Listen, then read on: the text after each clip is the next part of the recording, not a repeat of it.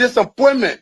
Now the vice president often tell me, since he got a seat as vice president, how many persons have I recommended in this government to serve in the government as presidential appointee? Zero. Every appointment in Nimba County was done by him. He and I would discuss something as a brother. To implement it, you will bypass me and do different things. I don't talk on it. Now you need to see us. The thing we saw, it frustrates us. So why can't you lie? Why can't you steal? Why can't you allow the citizens to be? You see, we just tell you. That's why we vote tell you. But you fool us, you screw us, you use us and later on abuse us. So why? The government should lie. Why? But that's the question that we ask.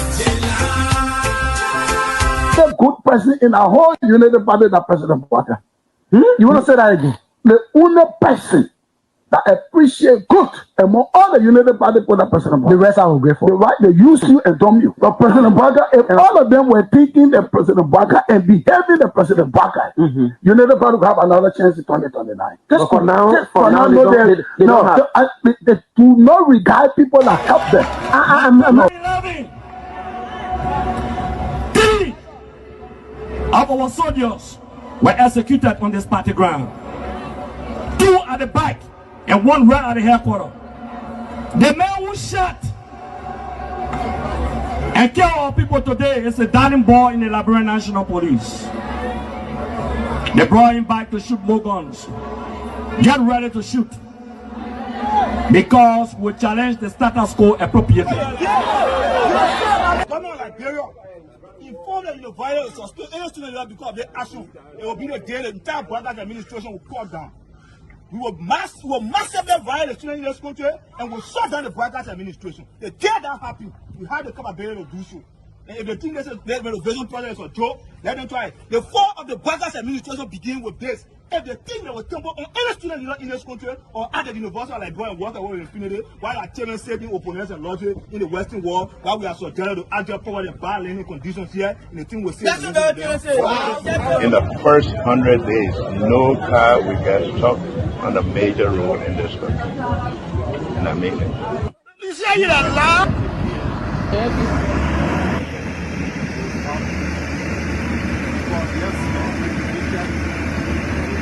It's going down. First floor. There you have it. That led to decades of war still run deep. But so too does the longing for reconciliation. A reconciliation defined not by political bargaining or by an artificial balance of power, by tribe, region, religion, or ethnicity, but by the equality of opportunity and a better future for all Liberians. Garguah can lie, the government, all the ministers in the government, they can lie. You know, they put all hustler, they put a hustler, they lie.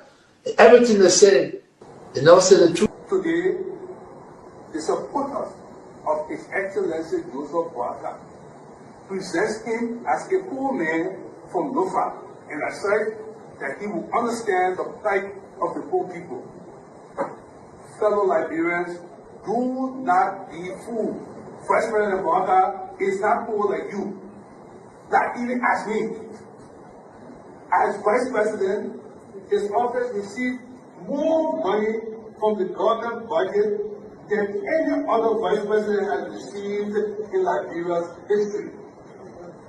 He has enjoyed some of the best and most lucrative government jobs. First of all, there's this, what I call sort of vicious lie about the fact that Mr. Kobe is gay or brings gay lifestyle to Liberia. It's complete bullshit. When people can accuse you of stealing people's money, when they can accuse you of being involved in war, anything, people don't make up stuff. They don't make up shit. Excuse my language, right? So it's complete nonsense. I'm married, 8 Teresa, 2 children, 5 grandchildren. I believe in traditional family values, so it's complete bullshit, complete nonsense. Young man, vice president, young man that are vice president, the major stole 500,000. I mean, Jamaica, the major went to, I forgot that Jamaica, the majors went to Ghana, the fit, and they may bring it all company in the country. I mean, Kun, they can reach yourself. Kun, man, you know, Kun, but I want to sophisticated, quiet, hardcore in Labro. When when 2029 come and pass, then you finally leave. Mission is completed. Now, what the rules of engagement? When the war ended, the guy said, the captain, the commander said, mission complete. There wounded out first. All men on board. Everywhere there is no school, I'll put school. And everywhere there is school and school in bad condition, I'll renovate it. I told them, towns and villages, everywhere you will have lights in a town for children to play and people to see. I told them, every town will have safe drinking water. If Charles Taylor is the problem, he will be out of here in the twinkle of an eye. And I say, let well-meaning Liberians come home. If we respect this constitution, a government formed in Accra is a violation of Article 1 of the Constitution. Let them come home. Let that government be formed in Monrovia. The government that capital Rosemont, B road, all kinds of the place. I think the reason Joseph Baga will not do much because the old man, the papa is suffering. The papa loves the country, but he can't make it. The criminal there around him, they sophisticated than him. They are sophisticated criminals, so they can't make it. Your league Costa, God know how to pay people. It's just simple. Costa that accused everybody but himself.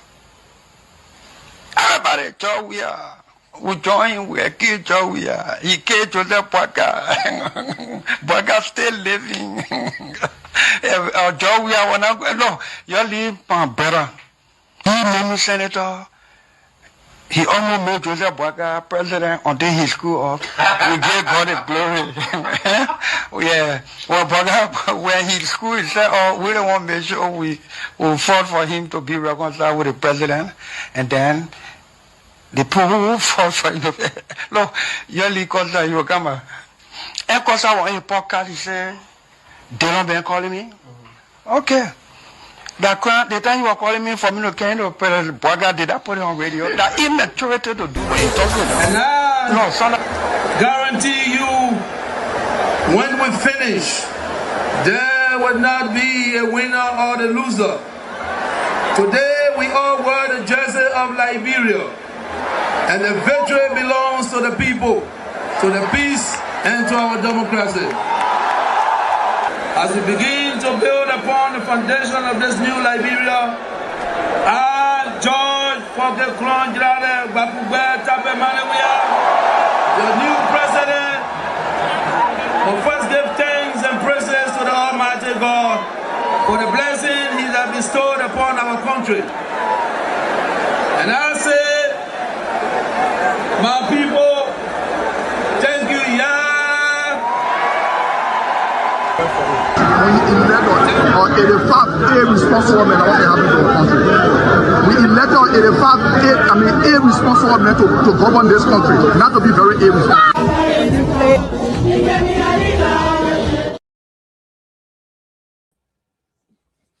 Hey everybody, good afternoon, good evening, wherever you are.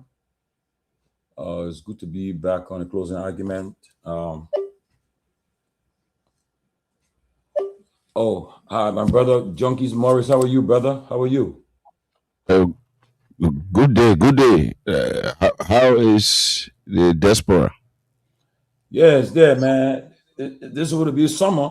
This would be the heat, but we're experiencing rain. I don't know what happened. Whether that climate change. Climate change. That's the effect of climate change. Yeah, when in your office, in your home, or in your car, you think that you put AC on, but it's looking cold. So everybody is like trying to find a way to just run away from the cold. But for me, I still feeling a little bit cold.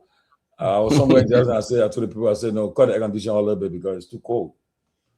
I also see the Excellency Ambassador Sylvester Pewee, the dean of this platform, and one of Liberia's best diplomatic and political experts.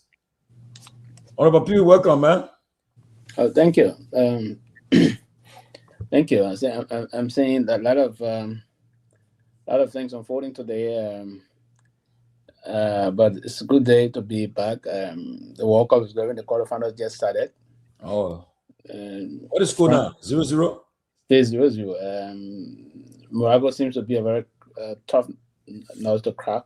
I pray for. I'm rooting for Morocco. I'm not telling anybody. Mbappe just missed a penalty. So missed penalty? Yeah. Oh my God. Yeah, he just missed a penalty. That's not good sign for France.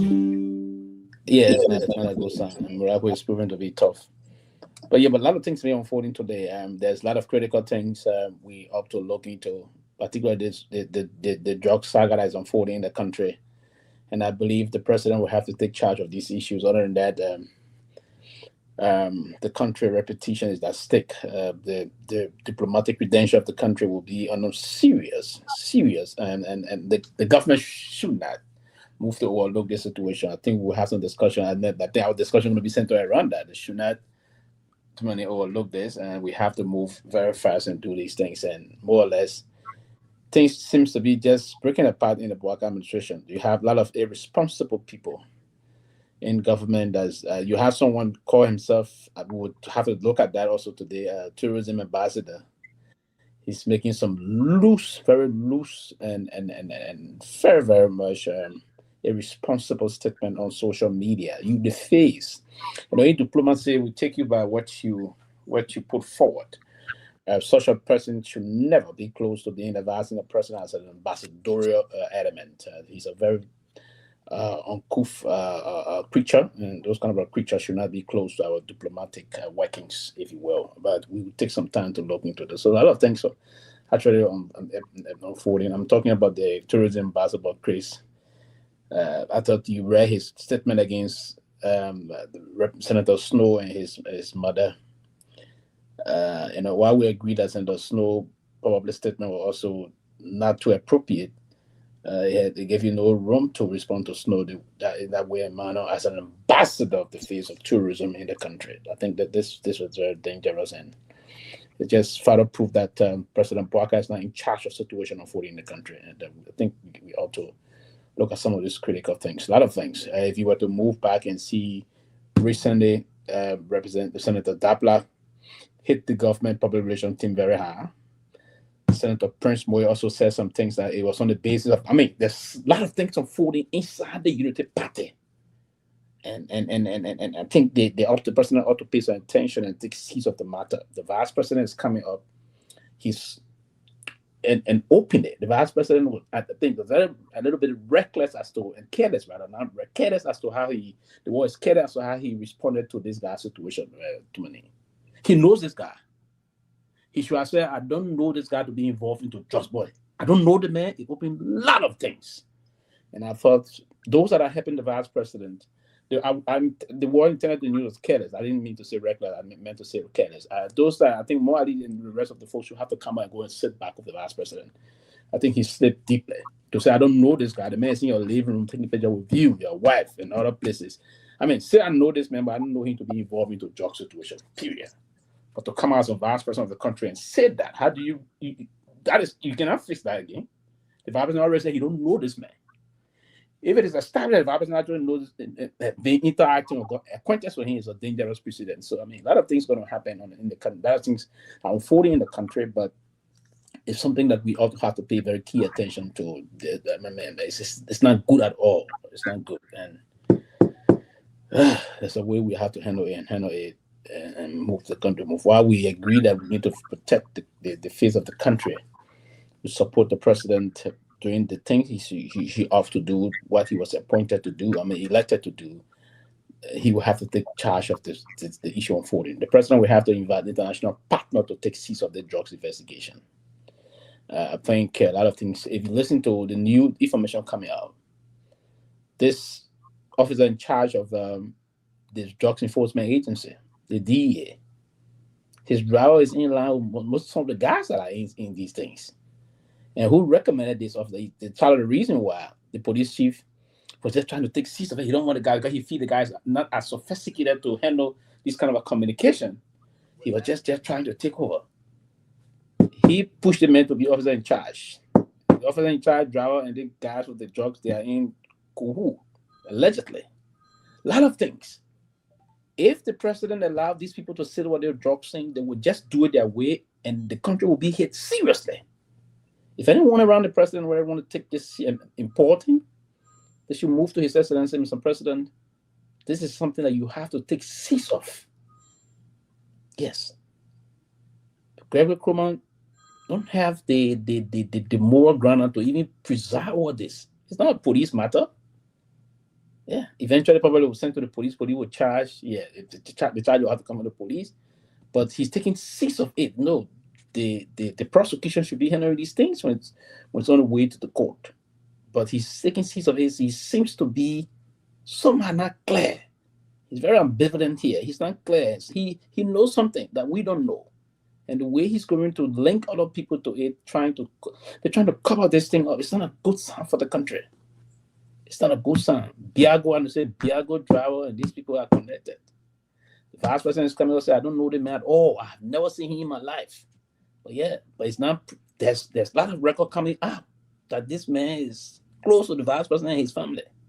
It's not a good thing. Then you have other people coming. It's not anything on here. Posting all the men. No, it's not drama. It's about national concern to protect the image of the country. I mean, we ought to be frank. Everybody got franks in the thing, but sometimes the vice president be the last to speak up. Probably be someone in your office will come and say, "Oh, the VP, that's all your man. I saw our man already coming. I know from the perspective. That's not a bureau. Oh, the chief don't know the man. Just took myself came somehow in your defense from that perspective the last time. Oh, the chief don't know the man. Yeah, then they turn the chief come and say, no.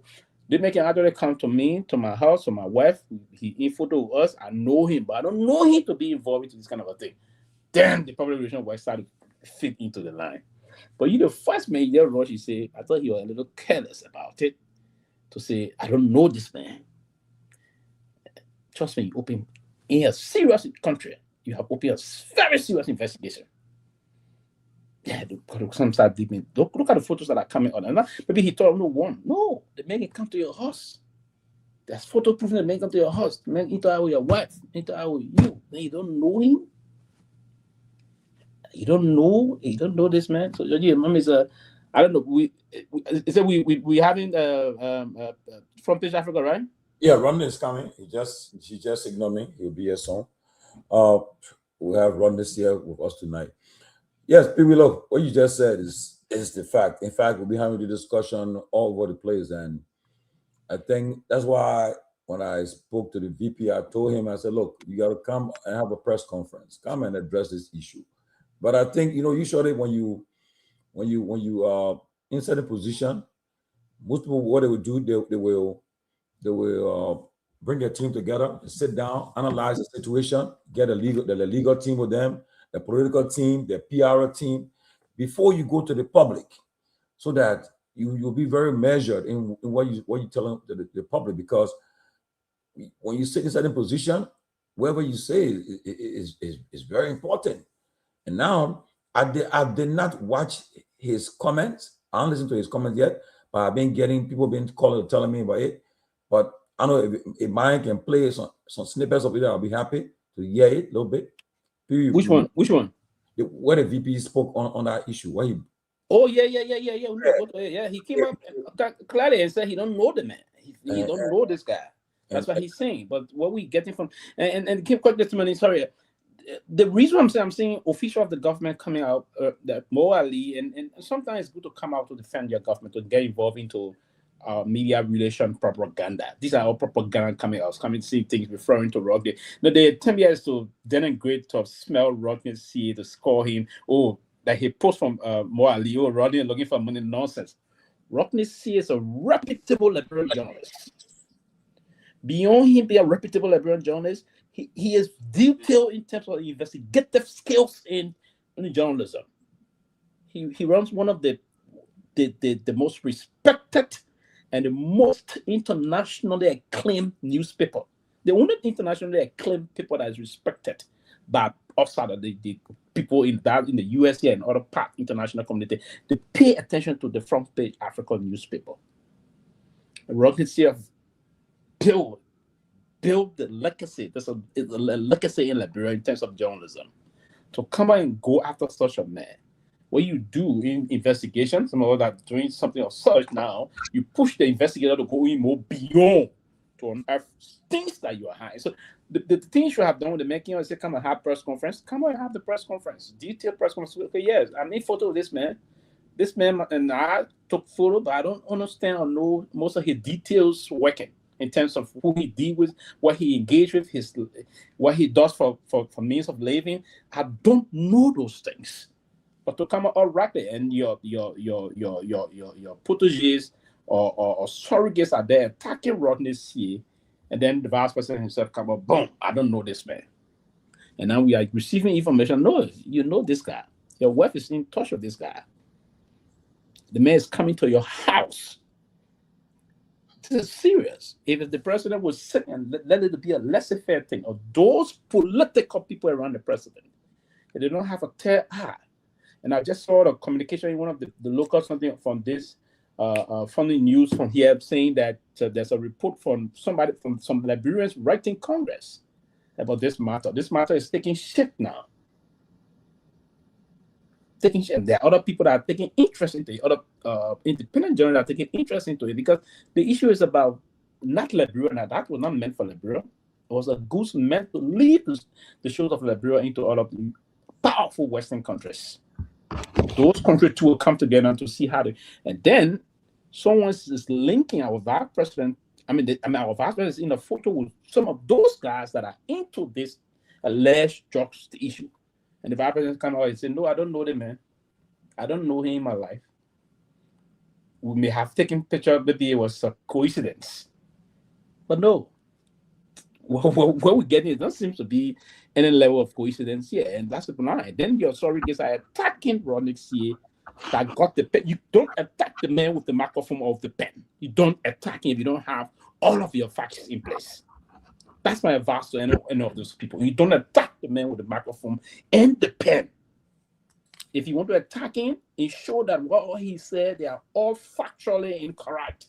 Then you can attack said person. But to come and attack him, leaving the real facts, the man will just play around the facts. And eventually, if those that are investigating are trying to play some shenanigans here, not trying to hit the facts, the government going to be embarrassed. The government going to get some punches. And I'm afraid those punches that will hit the government eventually, it may be a dangerous precedent push, and that may be news against to bring this government down. And they have to be very mindful. I mean, bring the government down electorally in terms of electoral contestation. So they have to be a little mindful. They have to come and get the facts. Now the vibrant has said, I don't know how you're going to fix it.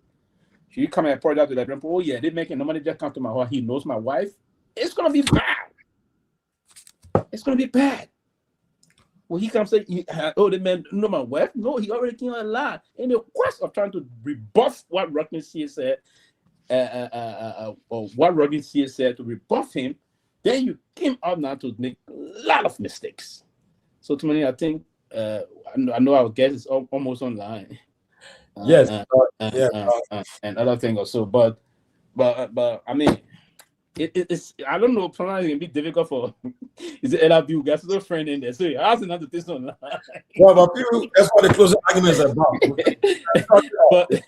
but they have to be mindful. They shouldn't always try to run after running too much. They expose themselves. Yeah, I guess.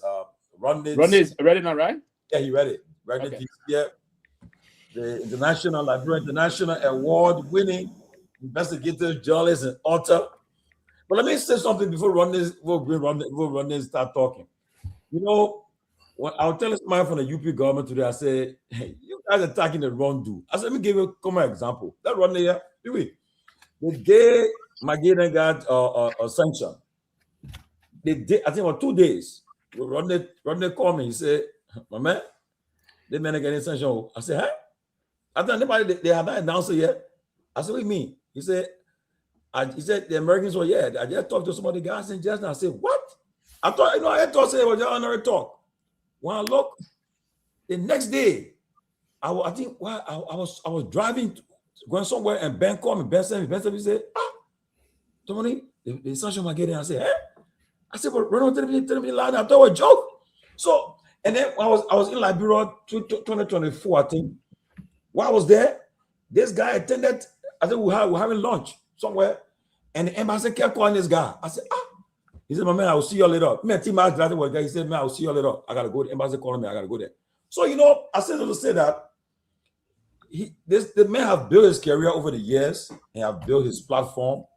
And today, you go to Washington D.C., go to the places, to the Congress office, you see the Front Africa papers all there. The newspaper from Liberia, the people got there reading, and then you try to attack him, and you think now that you're going to bring him down. No, you're not bringing him down, because first of all, he's not the kind of guy that go to your press conferences and stay in line waiting for you. Won't see him there.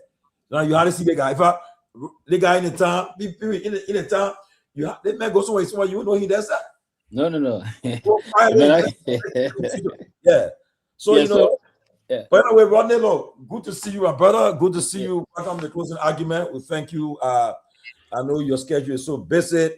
You have traveling to come to go to again. I know, but a good is fun time to come with us today. But I'll leave with Pewee to officially welcome you to the closing argument. Pewee, is all yours. Thank you. I want to say a wonderful good evening to you folks. We have Mr. Roddy here, a very respected and revered Liberian journalist, respected both internationally and nationally. He is the managing editor of the Front Page newspaper, a paper that is well respected internationally. As Madam Sadi said to me once, I think it was Tony Sondon, she said, "There's some story. I mean, Front Page reporting it." Then I said, "Madam, why you asked?" She said, "Because the only thing the podcast I can see." So that was very funny. So, but Mr. C, we want to say to you, welcome. We've been following a lot of development in the country. We want to actually welcome you to the closing argument. We look forward to having a very wonderful, interactive discussion with you tonight. Good to be here once more. Thank you. Yes, quickly, we'll push you quick to say we've been seeing a lot of reports coming from some of the surrogate of the government. I mean, some official of government. Morally referred to you as one that is trying to push for money. I thought you saw his post and other thing. I want to start from that level about this whole thing you push up with the vice president. And I was a little bit baffled about people like Ali Kamel's post against you. I would love for us to start from that note. What's your reading about those surrogates deploy of government, sub-government officials directly attacking you instead of talking about the issue on hand now? I don't know if you noticed, but I'm not on Facebook, so I don't really see their posting. Okay. But people send me screenshots every now and then, and I look at them, and I don't really pay attention to them, because if you're in the business of critiquing people and investigating people, you should be ready to take the hits. And I can't be seen as soft skin when I'm writing with people every day, and if they write about me, that's fine. It don't really move me. So I try to just stay above water and just continue to do what I'm doing. I don't really pay attention to those things. The facts are the facts. We report what we report. And much of what we've been reporting lately is based on credible, factual back documentation that we've been using. So I don't really pay much attention to those people. I'm just doing what I'm supposed to be doing. That's it. Do you still believe that the vice president should come out and have a press conference and speak to the Liberian people? I mean, I think it benefits the country, it benefits the government for him to clarify some things regarding those photographs that came out. It makes the government looks better if they can explain these things, and just to draw a separate line of demarcation, because in the last 24 to 48 hours, we gathered that the driver of the head of the DEA is also part of this thing, likely alleged to be part of it. And so I'm told they investigated him right now. And so once those connections are made, it makes it necessary for those who are involved or who have connection to these people to at least clarify their connections and how far they go and how they can handle it. But it doesn't bode well for the government to just leave it like that. Yeah, quickly before I get to Tomalin here, the vice president is roughly he's vehemently, and I use the word vehemently because he's came out all right there and said he don't know this guy. Is that deeply concerning for the vice president to come out all right there and say he don't? Is it really concerning? I mean, it is what it is. I mean, both him and Tony said he knows him, but he said he doesn't know Tony like that. He met him one a few times through some of his staffers. So I'm not sure whether it's up to them. For me, it's up to them. But the facts are what they are. The pictures are what they are. They are different functions together. So if one of them saying they don't know the other person, that's the public can decide. Wow. Tomalin, welcome, Mr. Nagbe. We welcome, Mr. Nagbe. Thank you, sir. Go ahead, please. Yeah. Okay. Yeah. Welcome, Mr. Nagbe. Welcome, Mr. Peabody, and so forth. But Ronald, I know you don't have to go in. I mean, you don't have to disclose it, but I'm very sure that you hearing stuff in international circles. What are you? I mean, what are you hearing out there? Like, what are some of your colleagues? Because this thing already on international wires. What are you hearing in diplomatic circles? Like, what's some of the information you getting? What are you hearing about this situation in Liberia?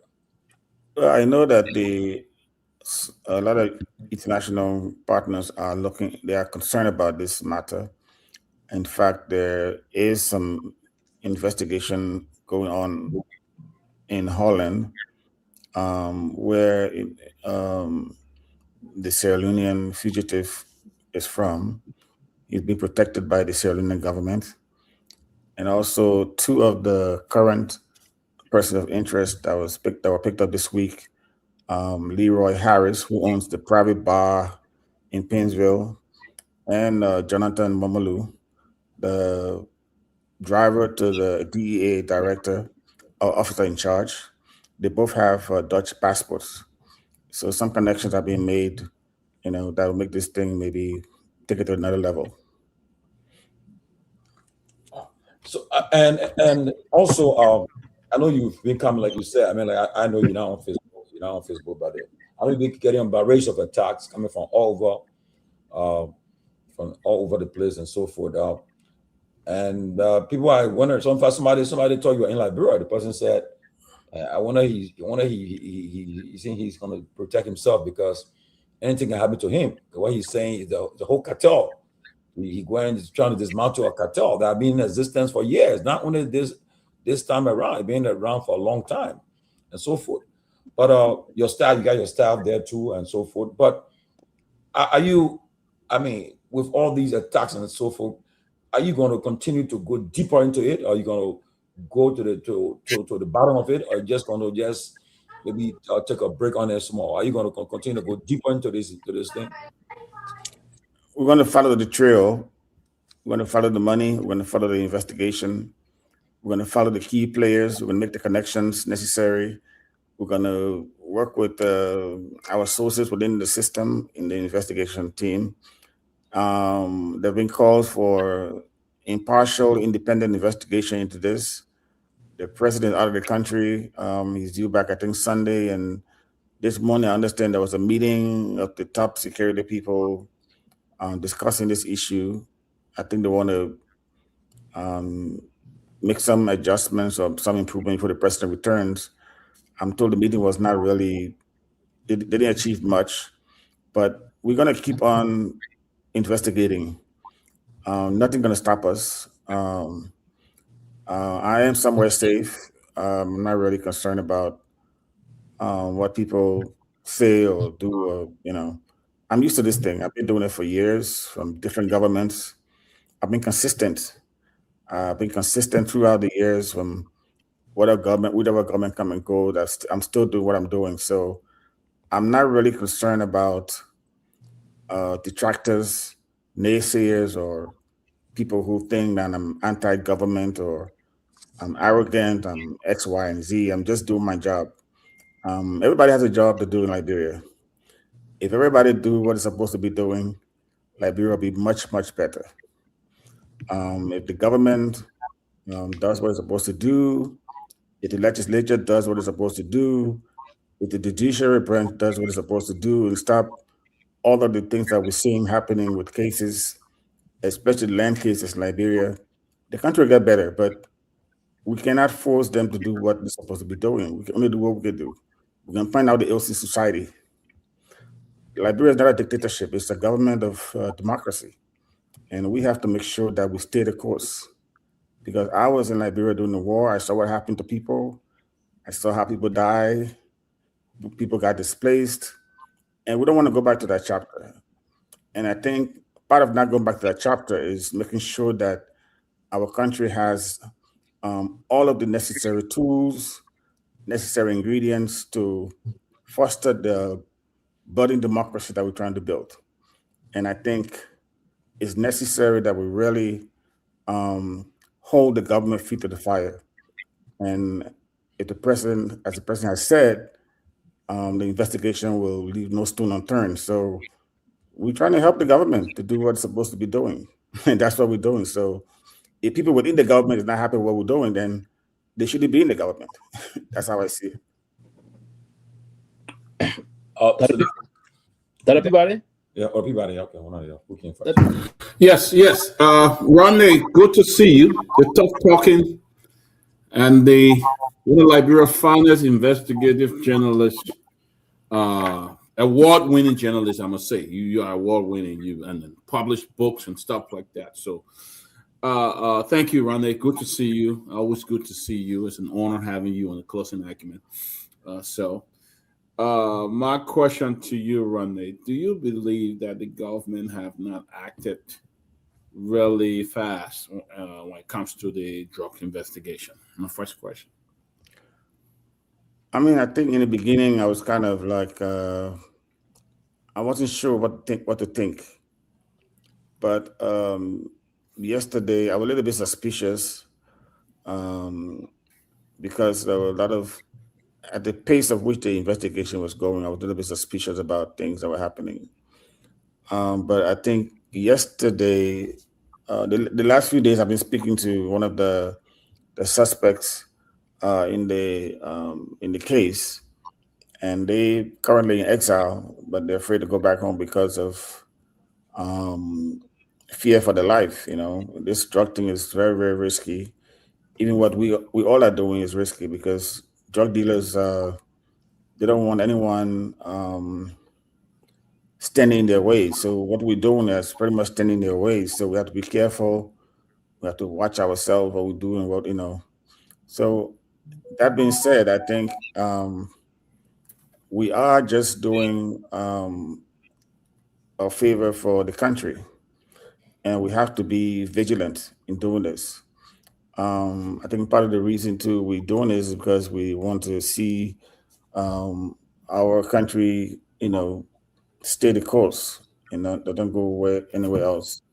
And that's pretty much, you know, how I see it. I don't really have much, you know, but this week they arrested a few more people. As I said, the DEA director's driver and the guy who owns the bar in Painesville. So this case is, I think there might be some surprises. I know there's some big people hands involved in it. The suspect I'm talking to gave me a lot of information this week that I've actually shared with some of the investigation team.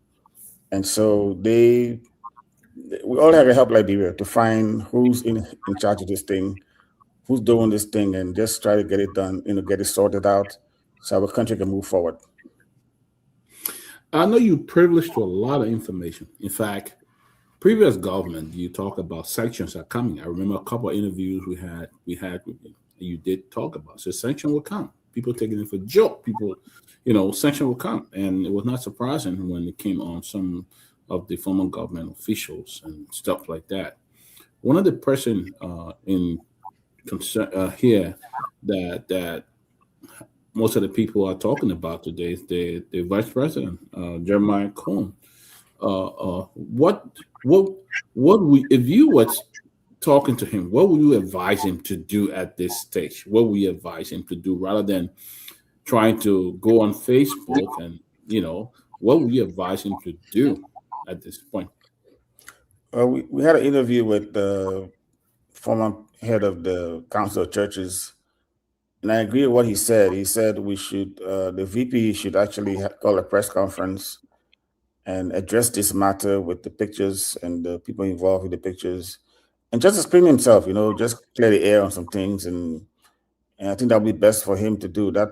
I would tell him to do that. If I see him, I would tell him. If I talk to him, I'll tell him. And I think that's the best approach, because you're a politician today, you're going to be a politician tomorrow. So it's better you clear these things up now instead of having it come back to haunt you back in the future. So it's better you clear it up now. I think that's the best thing he can do for himself. Have you ever heard that the VP was one of those who released the suspect Brown, or that he released? Have you ever heard something like that? There's some rumors going around. Yeah, we heard other things. That's what I'm saying. It's good for him to call a press conference. The pictures were just one of the many things we've been hearing. And so, I know you issued a statement this week. But sometimes it's good to talk to people face to face, just call a press conference and address this issue.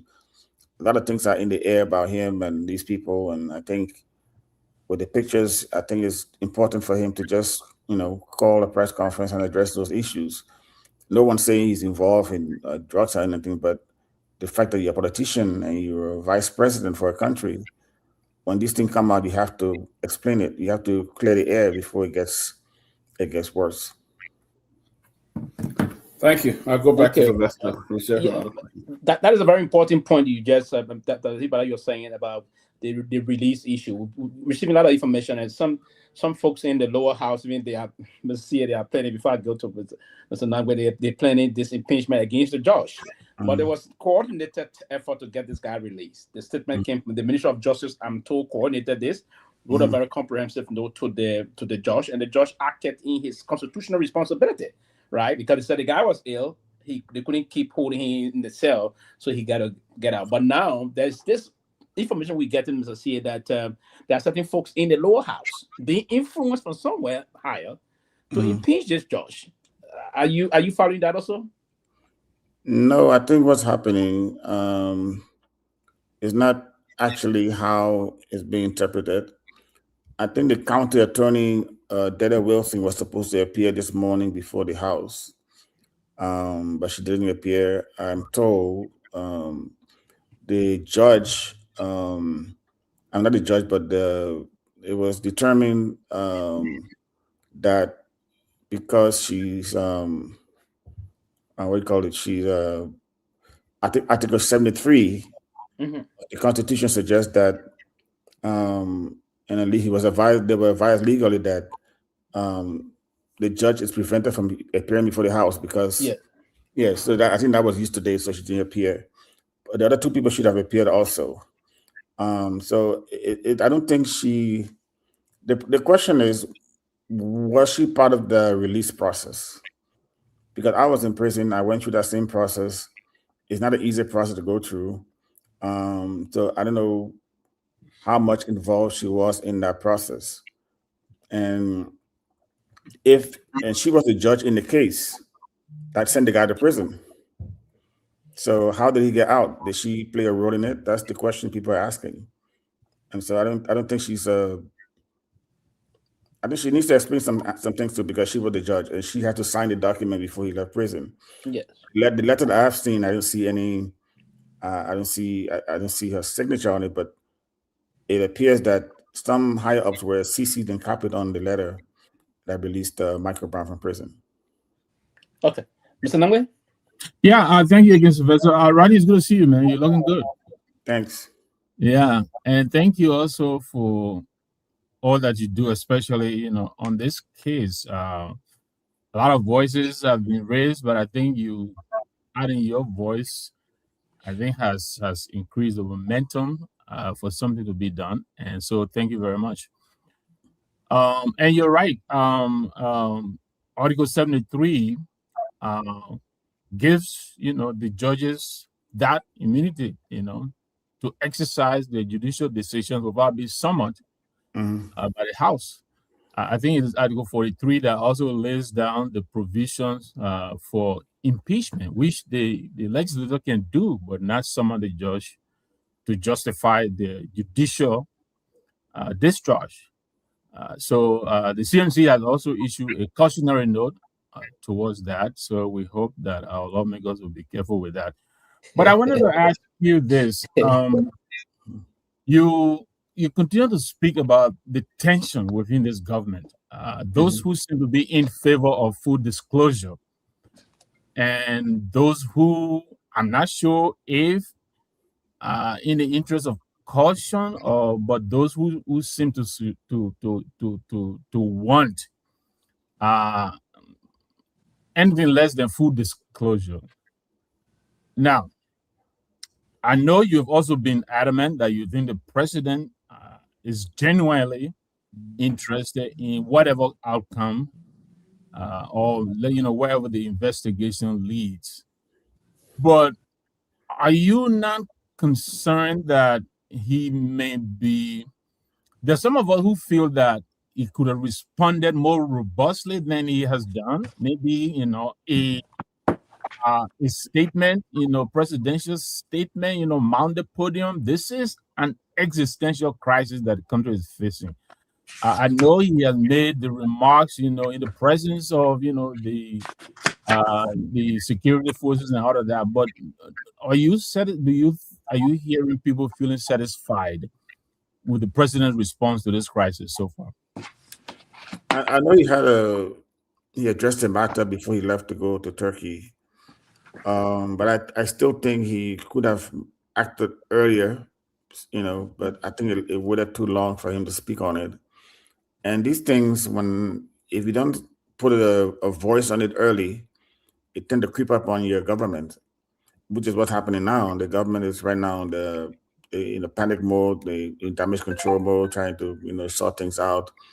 And I think it's something that they need to really look into deeply. And the president has to be more forceful. He has to be more, I wouldn't say aggressive, but more vigilant in how he responds to this, because it has gotten to a point where people are just, asking questions. They need answers, and I think the investigation is going too slow for some people. But drug cases are very tough to deal with because these drug people, they have money, they spend money on people in the country where they are, and they try to suppress information from coming out. And so it is very, very, difficult time for Liberia right now. But the president has to act quickly. Right. Thank you. Sylvester, do I have another one? Yes, you can go one more then way. But before you go the last one, I just want to provide this to Rodney. The lady in question, she's not a judge, she's the county attorney. Yeah, county attorney. Yeah, she's the county attorney, and the case is still in pre-trial. How to call it pre-trial? It's still in the pre-trial detention. I mean, he was in the pre-trial detention, and the fact that the judge, any decision for the judge before the judge could take any decision whatsoever, depending on the kind of pre-trial detainees, they will have to take and seek an advice from the instruction or coordination with that of the county attorney. Because the case they had not finalized the case, so the judge could not act on his own to get it. So I think this instruction may have come from the county attorney, right? And she's the county attorney to the judge, basically, because that's the kind of information that's the information we receive, and I think that's the line. So she is the county attorney, not the judge. But I think she was saying something about coordination there with the judge. And the instruction may have come from up to her as the county attorney, and then she coordinated with the judge to get this guy out of prison. That's what I'm thinking here. Also, and that's what basically unfolded. But Mr. Nagbe, just move on with your second question, then we move back. Thank you for the clarification there, Sylvester. Running quickly. I don't know if you've spoken to IG Coleman. First of all, a lot of us are confused because the president had elevated this case to the national security level, and he is not the head of national security. Some of us believe he shouldn't have been the one, making the statement that he made on Saturday. All of that notwithstanding. Why do you think it is that you're connecting the dots so quickly? I mean, you just broke the news of the driver to the LDEA acting director being a part of this, and several other names that were left off the list of not even persons of interest from the IG. Why do you think this is so? Because I believe I have a lot of sources, a lot of people in the investigative team that we share information. And also, I think the government pace is a little bit slower because they have to do different things before they come out and have a press conference. I think they've only addressed this thing maybe one time at a national press conference since it happened. And then when they announced the charges on, I think it was the last week sometime, they announced they elevated from persons of interest to suspects. So, but like this week, for example, me speaking to one of the suspects, I was able to get information regarding the driver for the LDEA OIC officer in charge. I was also able to get some information about Leroy Harris, who owns the private bar in Painesville, and his role in the whole thing. I was able to get more information on Michael Brown and his connection to these two people that were arrested this week. And so we just have to, connect the dots from Paul King, Peter, the whole King brothers issue, GLS, and why is it that what's his name hasn't been charged? What's his name? Abdullah for express handling services. He was a person of interest. Now he's no longer considered a person of interest. Right. I know today at a trial today in Monrovia, Paul King, the DEA testified that Paul King offered money to what's the name, to one of the agents at the airport to have the packages passed through to go to Brussels. So I think that's one of the things they're holding him on. So all these things happening fast. Remember now, the last case involving the 100 million, that trial was also fast.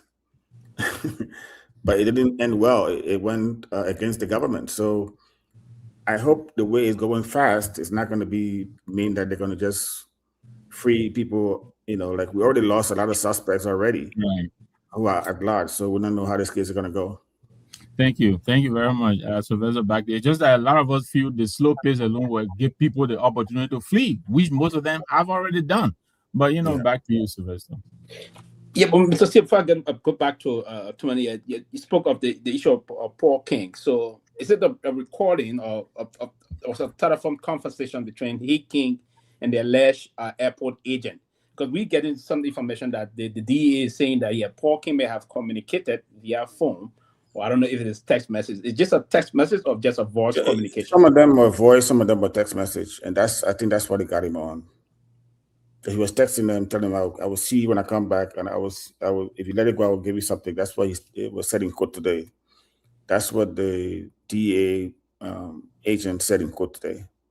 Yeah, but any information, and again, we haven't heard that also, and then due to information about this Emmanuel Pa, because Emmanuel Pa is fascinating. It's the individual that deposited went to the bank to do the transaction at the UBA bank. Mm-hmm. Is there any information about Emmanuel Pa? I know that Emmanuel Pa is currently also missing.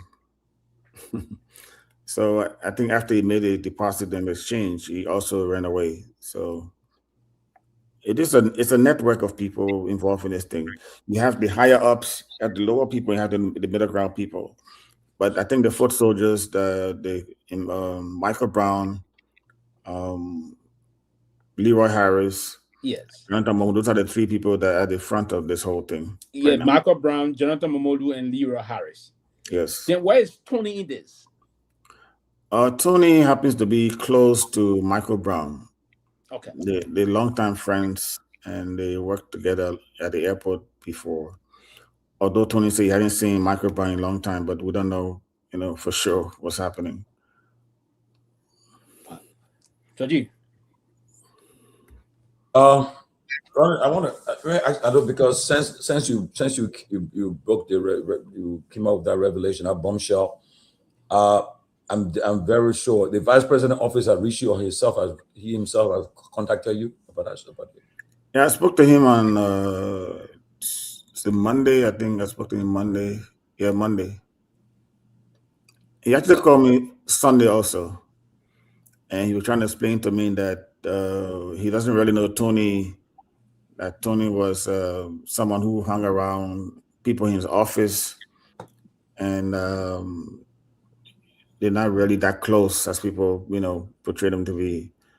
But then Tony said he knows the VP, and so it just makes everything, kind of complicated, complex. But go ahead. Yeah, Mr. Rodney C. Junkies Morris from Freedom FM. My take is the vice president is saying he doesn't know Tony, but there are different footages showing the vice president and Tony together on different occasions, to include members of the vice president's family. How possible is it, Mr. Rodney C.A., I will shake your hand in my office. When you visited me in my office, I shake your hand, and you left. Then something happened, and people try to link you to me, and I come out to say I don't know you, when there is a clear evidence by the footage that is available that you, Mr. Rodney C., visited me in my office, and we interacted in my office tete-a-tete, one-on-one.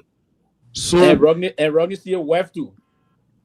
So, yes. So the fact that the vice president will say he doesn't know Tony, this is the core of the matter and the crux of the matter, and this is what is raising alarm. Because there's no way that I will interact with Mr. Rodney C. by even shaking hands. I will say, I know Mr. Rodney C. How possible is it? Then the next time, Mr. Rodney C. and my wife was seeing a photo op. The next time, Mr. Rodney C. was seeing paraphernalia of mine. Then I come to the public and inform the public that I have not had any close proximity to Mr. Rodney C. This is the conflicting issue, and I want to agree with Bishop Kotu Brown that the vice president will need to put aside politics and look at this matter as a matter of national concern and a matter that has to do with the integrity and dignity of our international image. So the vice president will need to come to the public and address the Liberian people in detail as to his connection with this Tony.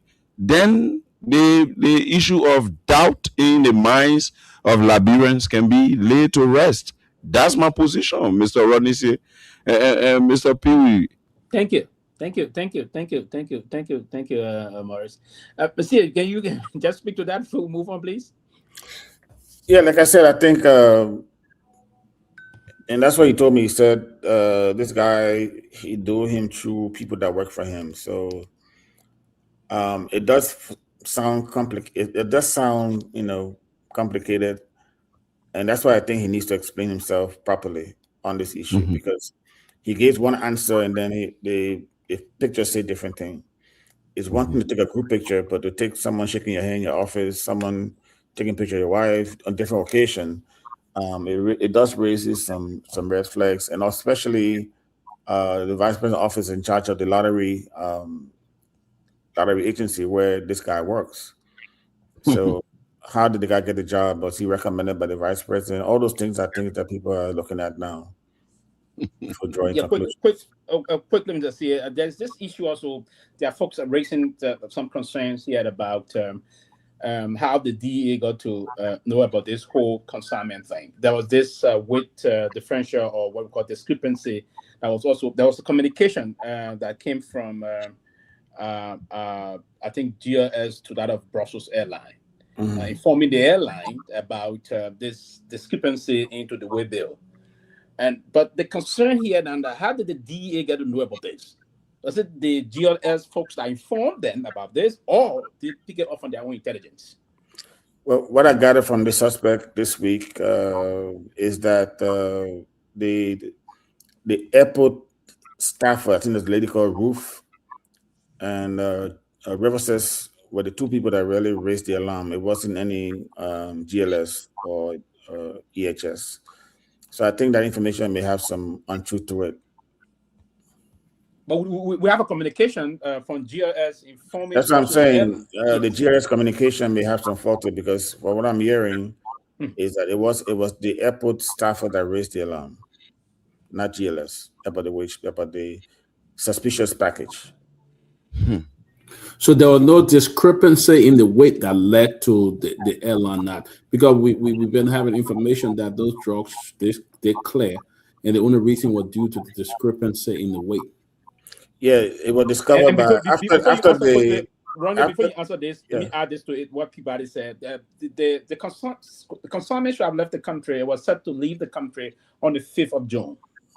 Now, because GLS, I'm told from some reliable sources that GLS raised some major concern about the discrepancy of the wheel bill, and then informed that's part of the reason. And I think police authority of the DA authority acknowledged that also, that GLS raised this concern, and the consignment did not leave on the 5th of June. And then it was now set to leave on the 8th of June when the whole thing got busted up, and then it came this way that they hit it up. But it was actually set to leave on the 5th. And GLS just raised this issue. And because of that concern from the GLS, it did not leave on the 5th of June. Then it was now set to leave on the 8th, and then this whole thing came about. I don't know the detail now, so how it was busted up. The information is that we have certain folks in the airport that also raised some concern and other things unfolded. But on the 5th, we're basically talking about the 5th when GL raises concern. So that is it's a little bit complicated here. So we want to know if, and that's what folks are asking, did the DEA know about this on the 5th of June, that GLS raised some concern, and due to that concern, the consignment did not get on Brussels Air? The initial, if you read the initial report from the different agents that were at the airport, they all said they recognized something wrong with that package, and they contacted the DEA. And the DEA was called in. They never said they contacted GLS. They said they contacted the DEA. So that's what I think is the official comment from the report. Okay, thank you, Johnny. Welcome. We have with us tonight, Mr. Rodney here, the managing editor of the Front Page News Africa. He's here. We're discussing again. We're going back to this $19 million drugs issue in Liberia. So there are a lot of very much complication into the whole case, but the government is getting involved. So we have Mr. C will be with us tonight for the next 1 hour or so. Then, but we just want to welcome you. Then we just make a brief welcome statement. Then we move back to Peabody and then Mr. Nagbe, and then we'll come back to you later. Yeah, thank you, Pewee, for moderating. And let me say good evening from my end in Liberia to all of you.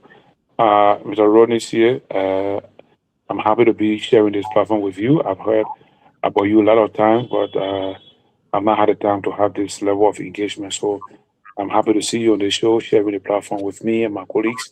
And we hope we can discuss this issue with some level of sincerity and truthfulness, so that Liberia's interest is what we'll be concerned about.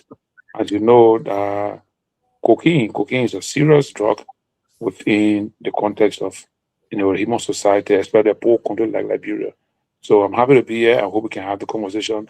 And your presence here will provide more information based on your journalistic and your capacity. Thank you. Yeah, Peabody. Yeah. Ron, always good to have you. Having expert like you when it comes to investigation and investigative journalism, it helps us a lot, knowing a lot, and that's what I always tell people. You're one of those who Liberia is proud to have. You don't bite. You can be the best friend when you hit, whether you know them or not. When it comes to reporting, you've already always kept Liberian people informed, and educated them. And I love reading your website. In fact, at work, all I read is Front Page Africa. And every time you come up with a story, we see the reality of that story. Something happened. Especially, I remember last year when you talk about, a couple of years ago when you talk about sanctions are coming, and people took it for a joke, and then we didn't. Again, we saw that. But let me ask you, I want to pick it back to something you said here, that Mr. Brown works at the National Lottery, and which is the vice president office kind of oversee that department. So, question coming to my mind, that the vice president say he doesn't know this guy, they don't have any. If it's proving that the vice president know him, how embarrassing would this be for Liberia? The issue was written. I asked him how he got the job. He said he was vetted. He said he applied for a job and he was vetted. He gave his resume and stuff. But the vice president also told me that this guy, you're someone who was always around some of his employees and stuff. And he was giving them his resume to find a job for him. And I don't know whether a lot of wasn't the job that he was asking for or not, but he was lobbying for job through, according to the vice president, through people who were close to him. But then the VP was already involved in hiring of people in government after the UP won the election. So whether he directly handpicked this guy to be at lottery or it hasn't been explained. So I think that's why we need him to have a press conference to answer these questions with the press face to face. Yeah, so because you don't know. It's difficult now. The fact that he's dressed, it's going to be difficult to fix this, Mr. C. Yeah, you don't know this guy, but you are aware and you are in the know that this guy was lobbying your office to go at the lottery authority, but you don't know this guy, but you are aware that he was lobbying your office to go at the lottery. It's gonna be. So we're gonna take calls. The first batch of calls soon, but we'll just go around again. We'll take Mr. Nagbe. We'll go from you, then we'll come to Tomalin. Then Johnny haven't spoken. Oh, Johnny. Oh yeah, Johnny that did it. Okay, but Johnny, we'll take it with so that nephew or something. So I can go after him. That's okay. Yeah. So no, Johnny, I will allow Mr. Nagbe and Tomalin to go on Sam, just Johnny. Then I will tune in and come back. Okay, then when you close, then we then move to the first batch of calls. Then we move on. Yeah. But Mr. Nagbe, go ahead, please. And then from there we go with the Chief Judge. Yeah, thank you, Johnny. Welcome. Ronnie, let me ask you this. Some of us started gaining a little bit of courage from the Senate seeming to have finally found its voice on this matter. I mean, we've heard so many strong opinions from Senator Vapla, Senator Dillon, Senator Kamara, Senator Snow. But now it looks like there is also an equal and opposite attempt to blunt out their voices. We've seen today the Senate had to invite in, our friend Brother Bokeh, Bokeh Nagbe, and the Civil Service Director. I think Bokeh may have written some things that the Senate, two senators especially, Snow and Kone, feel are kind of trying to disparage their effort to raise this matter. And then we saw Fagon, a lot of people, of course, all the heavyweights, I guess, try to intimidate the hearing. Should we be concerned that they could succeed in trying to distract us and kind of blunt out the message here that we want this matter to to be brought to its logical conclusion. I think officials of government who are resisting reportage and also resisting scrutiny of this drug investigation, they do not mean well for the government. Because even the president is not happy with what's happening. And so if the president is not happy with what's happening, and you are questioning senators who are raising questions about this thing, then perhaps maybe you are part of the problem in the government. And I think as you saw today with the Nagbe testimony before the Senate, he couldn't really explain why he made those comments about the senators. So it's very annoying to see them doing it. They don't know how to respond to things intellectually, so they resort to insults and cussing of ma and pa. So that's all they know how to do, it seems, and that's not a good thing for any government. Thank you. Yeah. Thank you. I mean, those of when we are not advising the government, but the president could really, issue a statement admonishing his functionaries, actors. I mean, from the Ministry of Education down to some of his senior cabinet officials. They seem to be going the opposite direction that he is going, and that in itself is chaotic. It's part of the problem that a lot of us have observed about this government, the chaos. But again, I think we made a point that the president would think he has not been as forceful on this matter as he could be. But thank you, Sylvester. Back to you, Georgie. Yeah, Rodney. I know a lot of people watching this show. A lot of people from the government I see watching this show.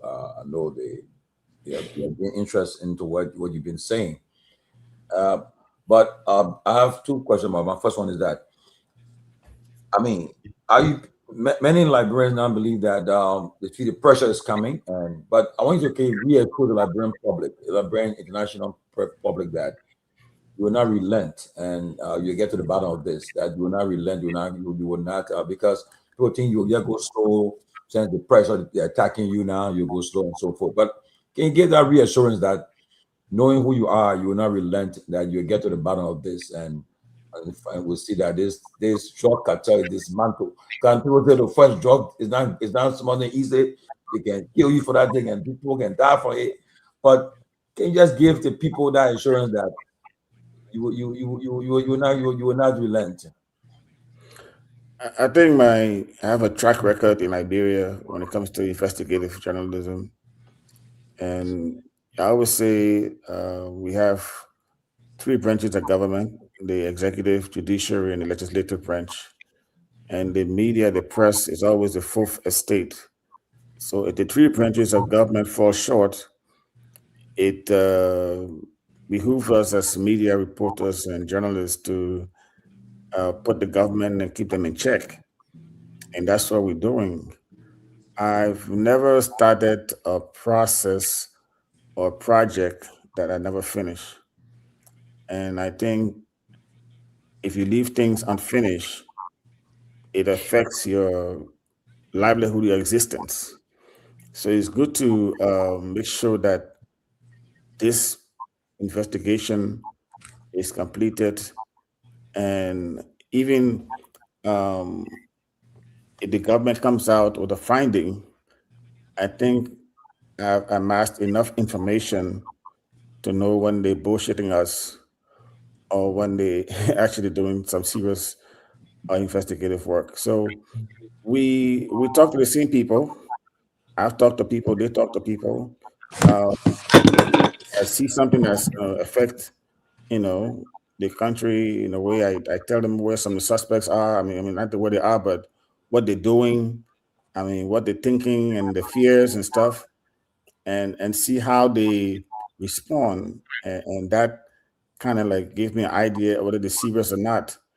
And we have to keep them on their toes. They have to know that we are on close to the same page with the investigation. And much of what I shared, the verified information I received, were about 99% of what they had. So it tells you that they know what I have. They know what I can do and what I'm capable of doing. So they can't bullshit Liberian people. This investigation will be completed and we'll find out where this thing lies. So, do you, I mean, like this investigation, this is the first time that some of these drug issues started in Liberia. I've come to this point where if you have raised a national consciousness and everybody's involved, and nowadays people who are dating, who I know wasn't paying attention. Like somebody just asked me to send this. Got a parent one that need to be sent. They say, please send me the stuff on YouTube, the YouTube link. And people are watching it because people are not concerned about this thing. It's creating a lot of awareness. But Dominic, let junkies please announce. People are asking to what radio station to tune to in Liberia. Junkies, please announce it. You muted, Johnson. Yeah, we're not getting. Yeah, Yes, you were right. You can tune into Freedom FM 87.9 and Truth FM 96.1. We are relaying the closing argument here on this radio. So Freedom FM 87.9, you can tune in and listen. Yeah, and quickly, Maurice, we will immediately after Tomalin, then we'll go to Johnny, and then thereafter we'll take the first batch of callers, and then we go in the discussion again for the next 30 minutes, and we finalize the calls, then we take leave of our guests. So we're going to be going to the line soon, folks. We just want to thank you. Stay tuned, and there's a lot more. We told go ahead, Johnny. Yeah, quickly. Do you? I mean, like I said, this investigation is getting deeper. Like my friend, why Garguah can say, we're digging deeper. So, as we dig deeper, do you see that? Do you foresee there will be a situation where it may lead to people being dismissed, people being fired, or the president will be forced to he'll be forced to act as big names come? You think people will be even impeached? People will be forced to resign? Do you see it coming to that point? Well, the president is very conservative, so I think he's waiting for a lot of things to come into his hand. I'm told he already knows some things that are happening, some people who are involved, and I think at the right time he will make the steps he needs to take to make this thing go away. So I think eventually, once he sees the overwhelming connections that are being, the data being connected, I think he will do the right thing for Liberia's sake. I don't think he will be able to shield anybody when this is done, because the way the investigation is going, I mean, it's clear that some big hands are involved. And yes, they got the mules like Jonathan Momolu and Leroy Harris and Michael Brown at the front, but the other people at the top of them, and those people are the ones that we have to be looking at to see who and where they are now, and how big and how long is this thing, how high does it go, and that's what we're looking at. That's what we're hoping this investigation will achieve. Thank you, Johnny. We will let you move on. Then we will then move quickly to something to take. Raul, welcome. We move on. Then we take the first batch of calls, and then we move on. You move on, then we'll just take a brief statement from Raul, then we take the first batch of calls. We have to go. We're running out of time. Go ahead, please. All right. Thank you, Mr. Sear. Rodney, do you have an idea about the Sahara media agency that's providing information around about Africa and other parts of the world? And how can you confirm how authentic this media agency is as a journalist, if you have any idea about them? Yeah, I know. I'm not sure where they're based, but I know that when I was interviewing one of the suspects this week, they did mention that what the Sahara report did makes a story available that Leroy, that not Leroy, but the private bar has shut down, and then they opened again.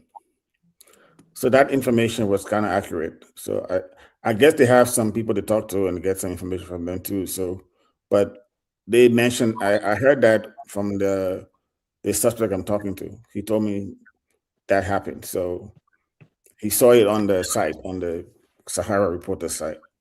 So that's Yeah, how because Sahara report has reported that since 2024 to the current cocaine burst, this is the 50th 50th 50th case. That means we have had 49 situations or instances where cocaine has been transported through Liberia. Can that also be authenticated by you to your? I don't know about 50, but I know that this is not the first time it's been happening. And the fact that there's a network entrenched at the airport, it's possible that this is maybe multiple times. I don't know if it's 50, but it's a lot of times they've been doing it. All right, thank you. Thank you, Johnny. Quickly, Rob, you have the last say before we go to the lines. So just briefly, if you can, because you just joined us, we have Rodney here tonight with us. So we are discussing this $19 million of drug situation currently unfolding in Liberia. I know Rodney is the Front Page Africa managing editor, and he came off of some very serious. It's a topic. It's a topical issue now in the entire Republic of Liberia. I mean, those of us here in the diaspora, we're moving with this. So we are interacting tonight. So you have the last say, and we'll come back. We'll do other rounds, but then you go ahead and we'll move onto the lines. Thank you, Rodney. Welcome to the closing argument. Thank you for availing yourself. I've been following conversations, specifically your report, with regard to deep diving into this investigation, and it appears as though you are further ahead with this investigation than the government of Liberia, and I'm wondering how so. I'm wondering how so because the government of Liberia, you do not have the intelligence and the resources that the government of Liberia have, um, both domestically and internationally. Though you are a renowned journalist in Liberia whose voice transcends beyond local politics. But all of the information so far that you've disclosed, with multiple sources that we've spoken to on our own, and what we've seen out there so far, validates what you're saying.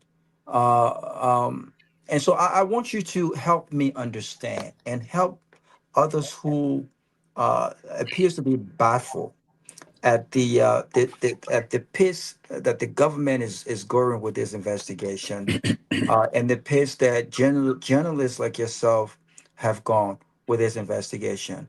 How are you able to um, to get some information? How are you able to do what you are doing with the limited resources and intelligence that you have, and the government seems to be far behind? Or is this a deliberate attempt in this investigatory process by the government to shield the top figures that you talk about? So I want you to answer that question and just kind of blend this in there. We're talking about top people, right? Those people at the very top of government. And it's clear that from all indication that there are individuals within our security sector, and there are people in high places that are behind this drug. But why does it appear as though we are being too careful? It seems that we're being way more careful relative to naming names, while the potential suspects figure out where to flee the country. This is about Liberia, Rockney, and I know that you have to protect your sources. But But don't you think this could backfire if we continue to be careful with naming names, and especially those top people that we're talking about, while they figure out escape routes? Why don't we just name names and just throw it out there?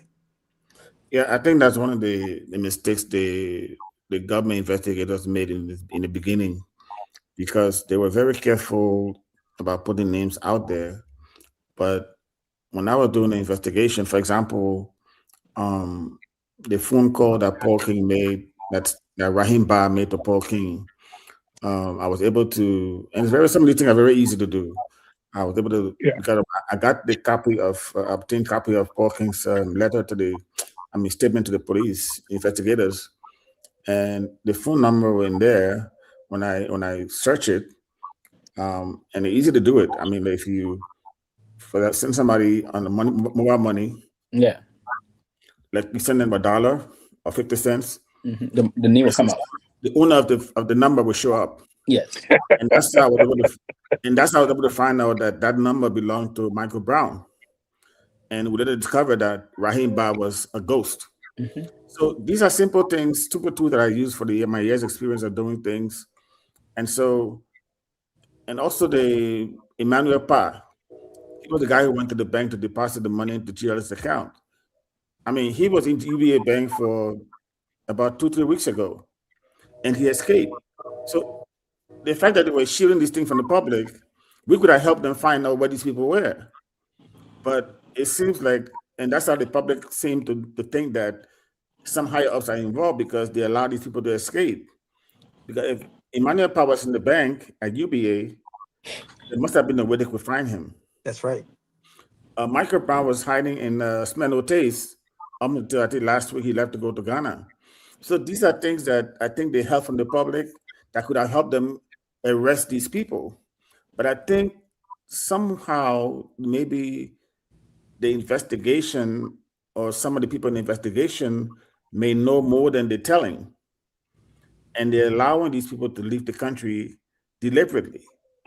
It doesn't make sense. And I think it begs the question, how is this thing unfolding? And the reason I'm able to sometimes get ahead of them is because when I get information, I don't just put it out. I have to verify it before I put it out. And when I asked them, and they would tell me, yes, this is true, we got this person, and this is, so that's how I'm able to, but they can put it out because they're still investigating. But if I hear something that I am told, or document that I have, or images that I have, I mean, I can share with them and verify whether this is the right information before I put it out.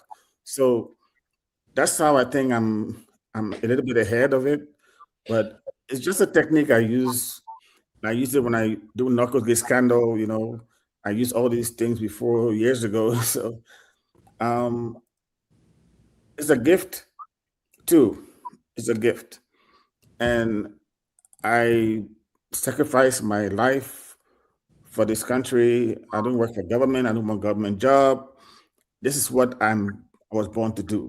So I think it's important the public needs to know some things, because part of knowing, for example, yesterday when one of the suspects told me about Jonathan Momolu and Leroy, I made my contacts, and they said, oh yeah, we already got Momolu in custody. He was picked up already with a lawyer, and we're monitoring Jonathan. And then last night, Jonathan was still out. So I'm like, but you told me Jonathan was going to be arrested or something. So, but I heard he went back to the airport. He was back to the airport at work. That's the information. Even yesterday, yeah. So kind of things like that happen, and you have to keep them on the toe that you know that these things are happening. Because this guy, mind you, he's on the payroll for the airport as a security officer. For almost 2 years, he has not been to work at the airport. He works with the DEA director as a driver, as an errand boy. So while we have a job at the airport, and spend all your time at the DEA. Yeah. So that's a red flag. And the fact that he's very close to Leroy and Michael Brown, he should not be out. If anybody here that this guy has escaped Liberia, it will be on the fault of the government, because they already know who he is. They already know what he has done, who he's close to. And that's how Michael Brown escaped, because his name was out there. They knew Rahim Ba, because if I can figure out through mobile money that Rahim Ba was Michael Brown, they had that information at least 2 days before I had it. So they could have apprehended Emmanuel Pa and Michael Brown, and they would have them in country today, but they're gone, because sometimes the government is like 2 steps behind the rest of the country in terms of how this investigation is going. Yes. Can I ask Thank you. 30-second No, question, Brown, let's go please? to the court. Just one last 30-second question. Just 30 seconds, please. Just, Please, we have to go to the court. I know. Go. So I just want you to, just based on your own knowledge of this case, do you trust this president and his leadership on this matter? Because remember, this has been ongoing for weeks now, and we only have one suspect, who is Paul King. Do you trust how they're handling this case? And when you listen to the words of the president, as we have done in the past, on whether it was the $10 million villa, and had he known about it, he would have done this, and when he knew about it, he did nothing about it. Do you trust the words of the president, and does it really mean something? And should Liberians, right, who are skeptical about the weakness of this president when it comes to these serious matters and what he says, his actions matching his words, do you really trust that he's taking this seriously, and that people will truly get held accountable for this? I think the president is a little bit slow behind in terms of the investigation. From what I've gathered now, and what I know now, talking to some of the suspects who are outside and other sources I've been speaking to, the president has to know by now that some of his people are involved in this thing. And how he handles it may decide his legacy. And mind you, Liberia is a very strange country. It's not the first time it's happening. A few years ago, during Madam Salif government, we were investigating this story about rape. And this Lebanese guy, they found in his house about 3 dozen videotapes of him having sex with young girls, underage girls. He was tried and found guilty. And we followed that story from beginning to end. Mysteriously, this guy escaped from Central Prison, or he was allowed to leave Central Prison. That was during Madam Salif's time. George Weah government, the same thing happened with this $100 million drug bust. Suspects from Guinea-Bissau, from Portugal, others were arrested. Somehow they beat the system, and before day broke, they were gone. Now we have this case.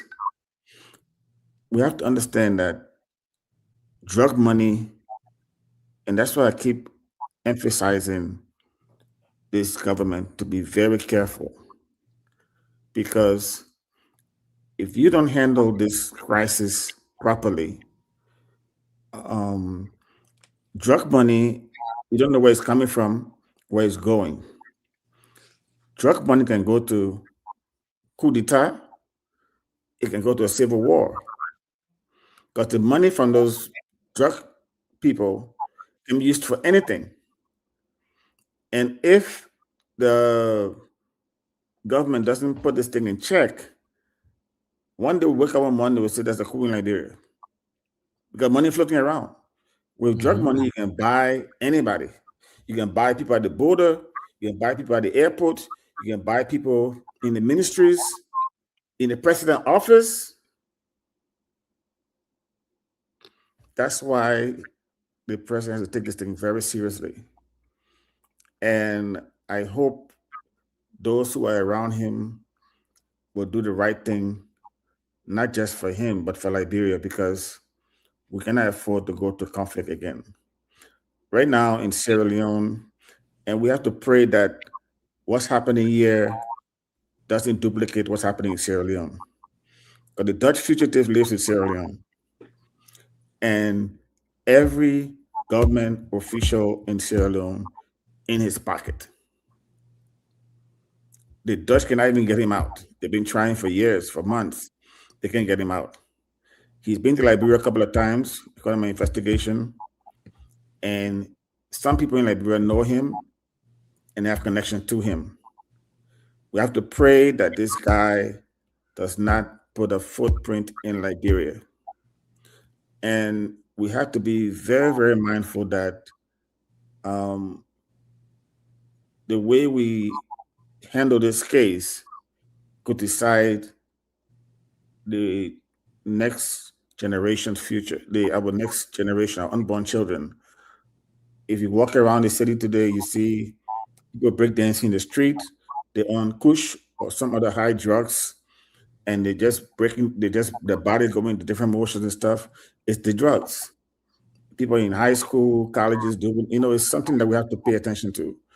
And that's why I'm dedicating myself and my work and my paper to this process, because we have to make sure that this evil menace don't destroy us.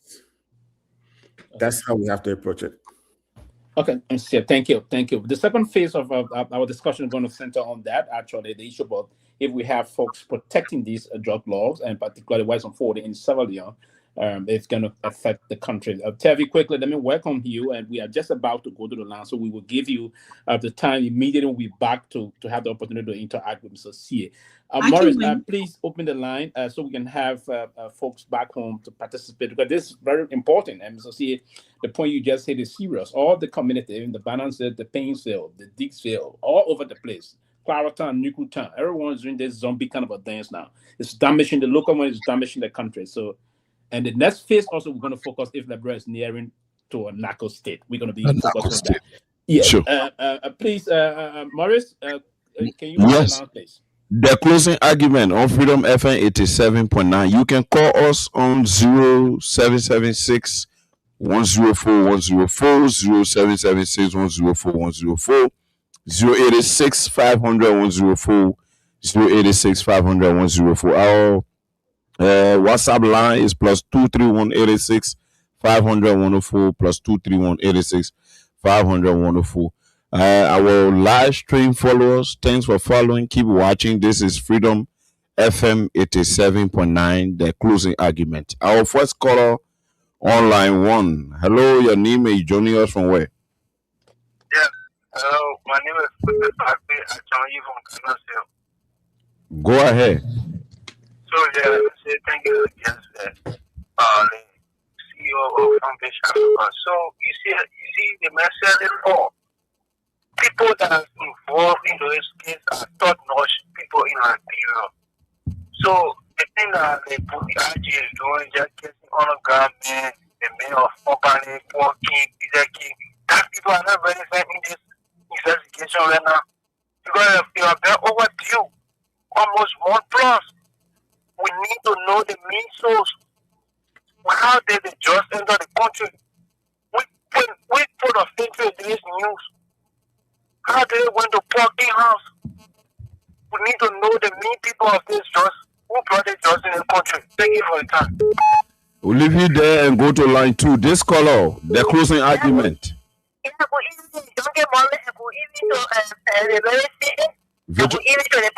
Virtual Bar, welcome to the platform. Yeah, thank you for recognition. Thank you, my brother. Look, let me tell you. When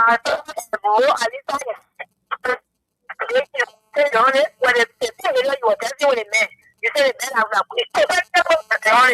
today, the drug that you're bringing the country, you're exporting from all below your own. The person you want destroying the bank government.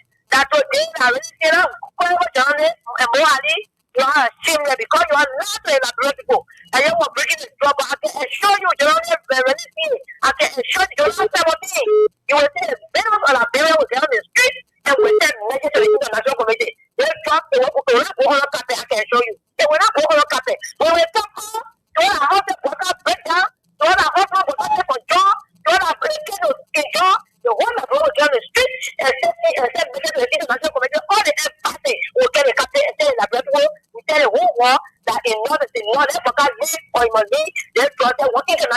investigate. We don't want to try to put it down. That's all. In the cookie jar. All the problem is in the cookie jar. Who can we not explain? All the in the cookie jar. Then the cookie investigate. Thank you very much. Line 3, this color. Yeah, good evening. Welcome. You know, that's when I call you for Jacob's son. Now, let me appreciate you so much. I joined the conversation a little bit, but regarding the issue of drugs, so I want to be my point a little bit. The issue of this drug saga. I mean, we all know when Piago took over, we saw the robust measure he brought into the operation of the LDE. But considering the recent 19 million drugs, it will show that the things that are involved are directly the ones who are controlling the country. Quite recently, I listened to one Anthony Denuka, who has been connected, with photo issue with the vice president. I tell you, people who know the Nuka, the Anthony guy president around the Myean, they will tell you definitely that the Nuka Anthony is connected to the issue of drugs in Nigeria. It's not a secret. All to Nigeria country, all the fire stream, all the town hill. The Nuka has been involved with the issue of drugs. So my fear is that if the relationship with the vice president is all about people, then the vice president will be excluded. But if it is people that he says he's loyal to the vice president, I think so that the vice president is not far from the issue of the 19 million Irish. So we have to be very careful with our people. Because in short, the leaders, our leaders, we should learn to vote them. And because the matter of change, the previous administration was voted out. One of the slogans that they chanted was the issue of drugs and culture. Now they brought you, get into your leadership, you have been cutting the web of $19 million drugs, but drugs that could damage the entire population of this country. I mean, we got to be very serious. The Nuka, Anthony the Nuka, go to classroom, all Imagine county is heavily connected. There are a lot more information. I wish I had the opportunity more time to take more of a thing than the Nuka. Okay. Thank you. Thank you very much. Thank you. We'll leave it there and go back to line 1. This caller, your name and where are you calling us from?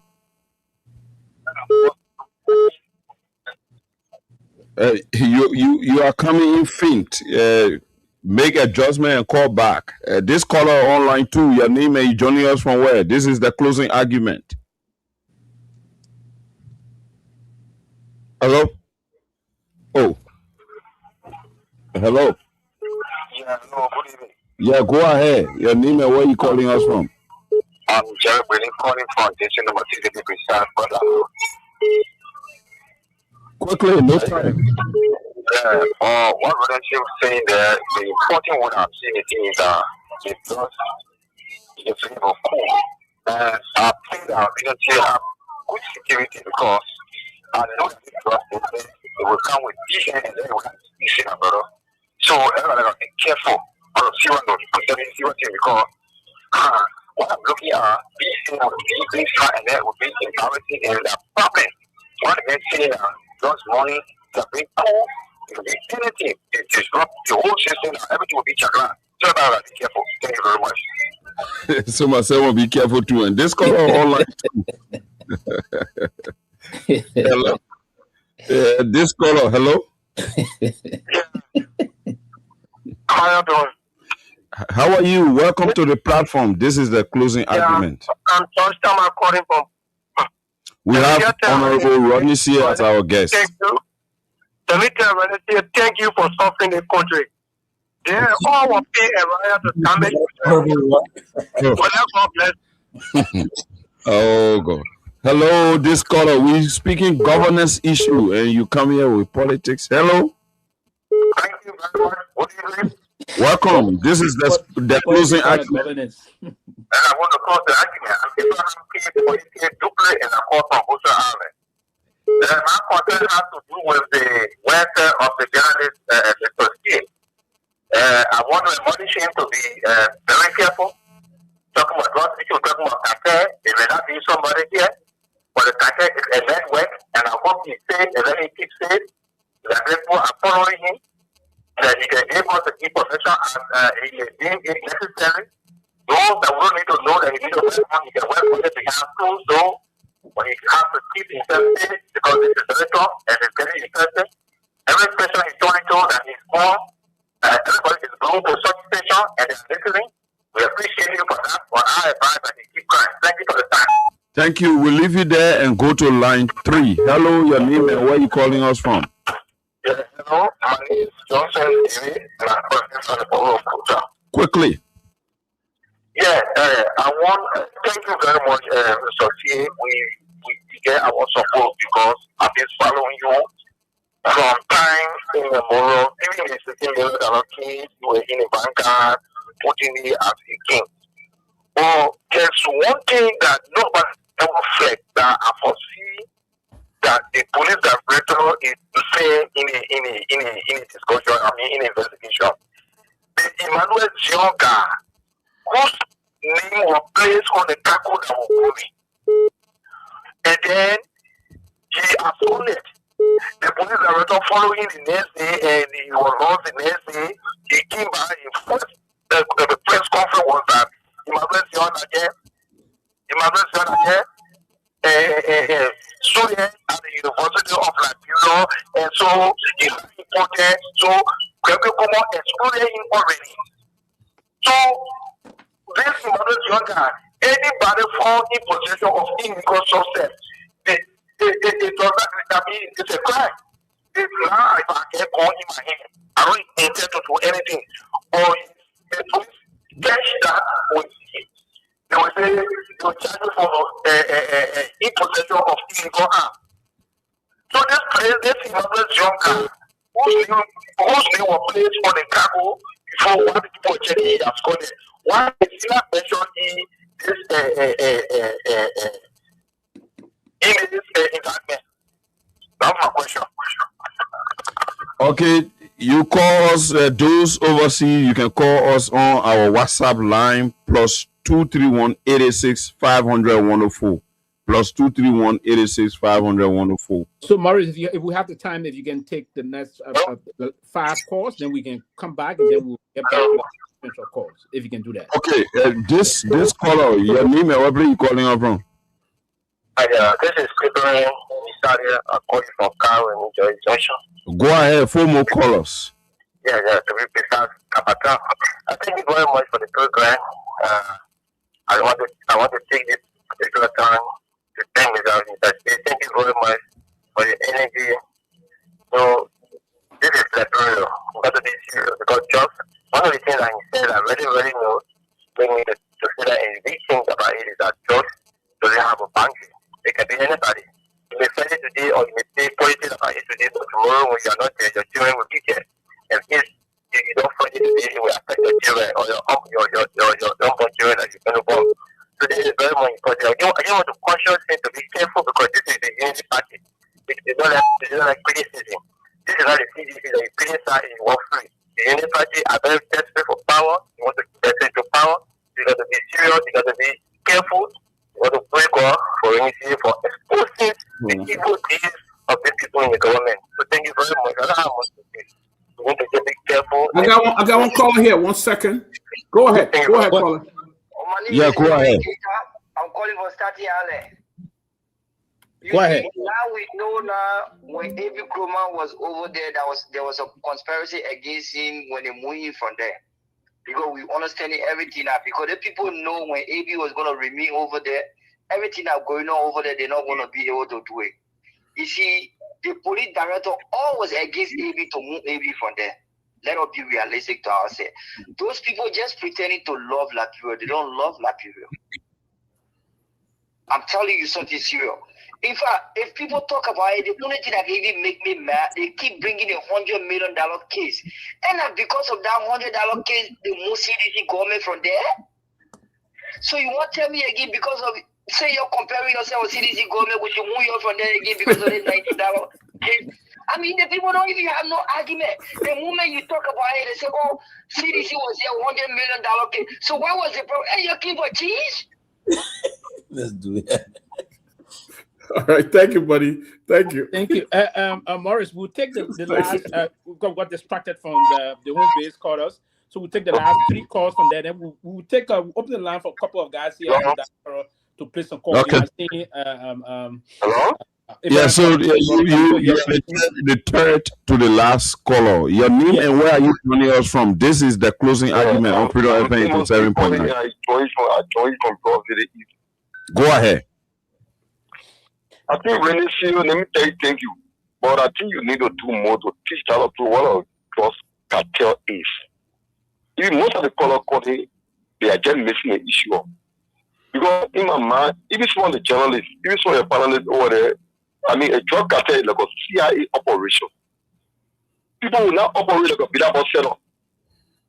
I mean, people think someone else are not even near here. So, I mean, we don't know what a drug cartel is. They're not people who get find easily. I mean, so you know some people, because I listen, most of the call it, the president bring drugs. The president, it's not a drug cartel, the president bring drugs, you arrest him, drugs. Yeah, you will arrest him, drugs. So we need to understand how drugs been work. Drugs been not paid about selling. They're not grabbing market. You will not find people easily. That's not almost like CIA operation. If you watch some of the movie, that's what we are seeing. I mean, we not even operate. It's not raw cash to play with.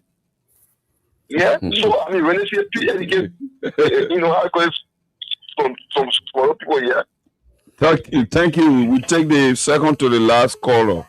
Hello. Welcome. Go ahead.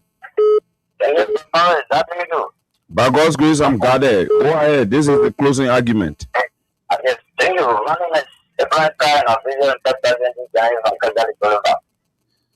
And I do appreciate the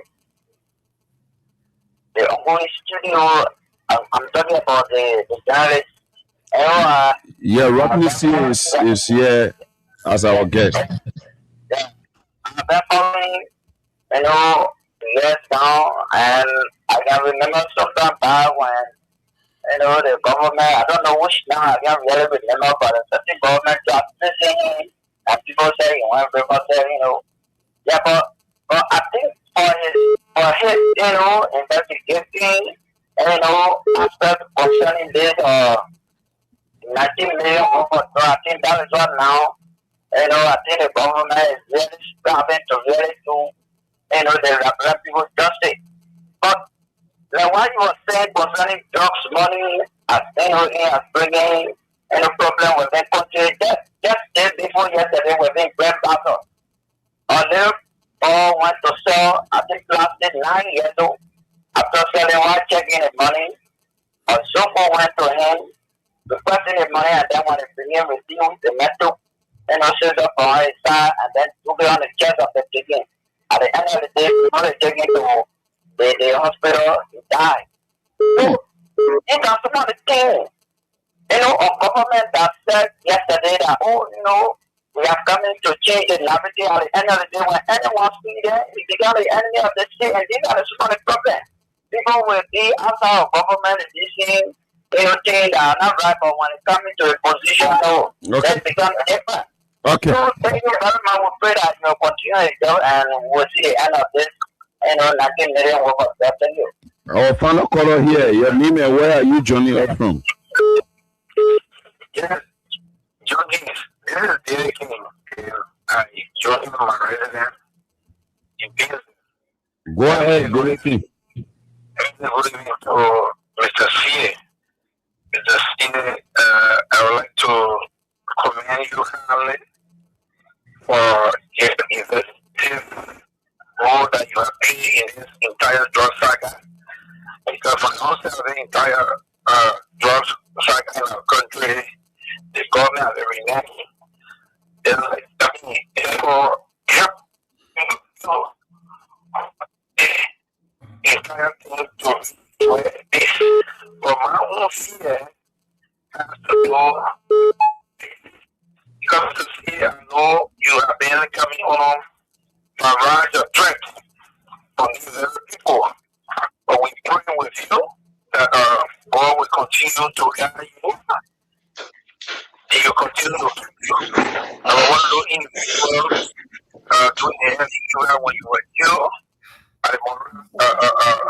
a prison when you feel sick. You took him to GFK in handcuff. Who is the one who for you to be where he is? We know the role you play in our country as it relates to genocide. So I just hope and pray God continue to guide you in this troubling time. Because you are being, like I said, you are being like the light for the entire thing to be exposed to be where it is today. So we just pray with you every other time. Whenever I lie down in my bed, I pray for you and your family for protection. So we don't have to go out there and go after people. Okay. So we pray, we are afraid of your, for your life. And we pray that God will guide you in this troubling time. Thank you very much. Thank you. And I got a caller from Newark, New Jersey.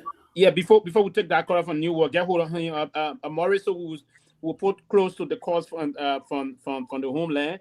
We'll get back to you to conclude the guests for the last batch of callers. So go ahead. yeah, because my time is almost up. Yes. Oh, yeah, let me just take the caller from Newark, New Jersey, and then yeah. Go ahead, man. Introduce yourself. Ronnie is Bob Grace, calling from Newark, New Jersey. I just want to say hats off to the veteran journalist there, Mr. C, for all the good work he has been doing. You know, Mr. C, people will call you opposition because when you're talking for the mass, people say, oh, that means opposition. Because with all you, we couldn't hear some of the names that been called today or yesterday, we couldn't hear that name. So I just want to say thank you very much to continue to do the best thing for the Liberian people. So at least, so we can be on track because the job issue is not just one-sided issue. It's a whole entire global issue, and especially to narrow it to Liberia because people are dying. Our young people are dying. Our young generation is going down the drain. So thank you. Continue to do whatever you do.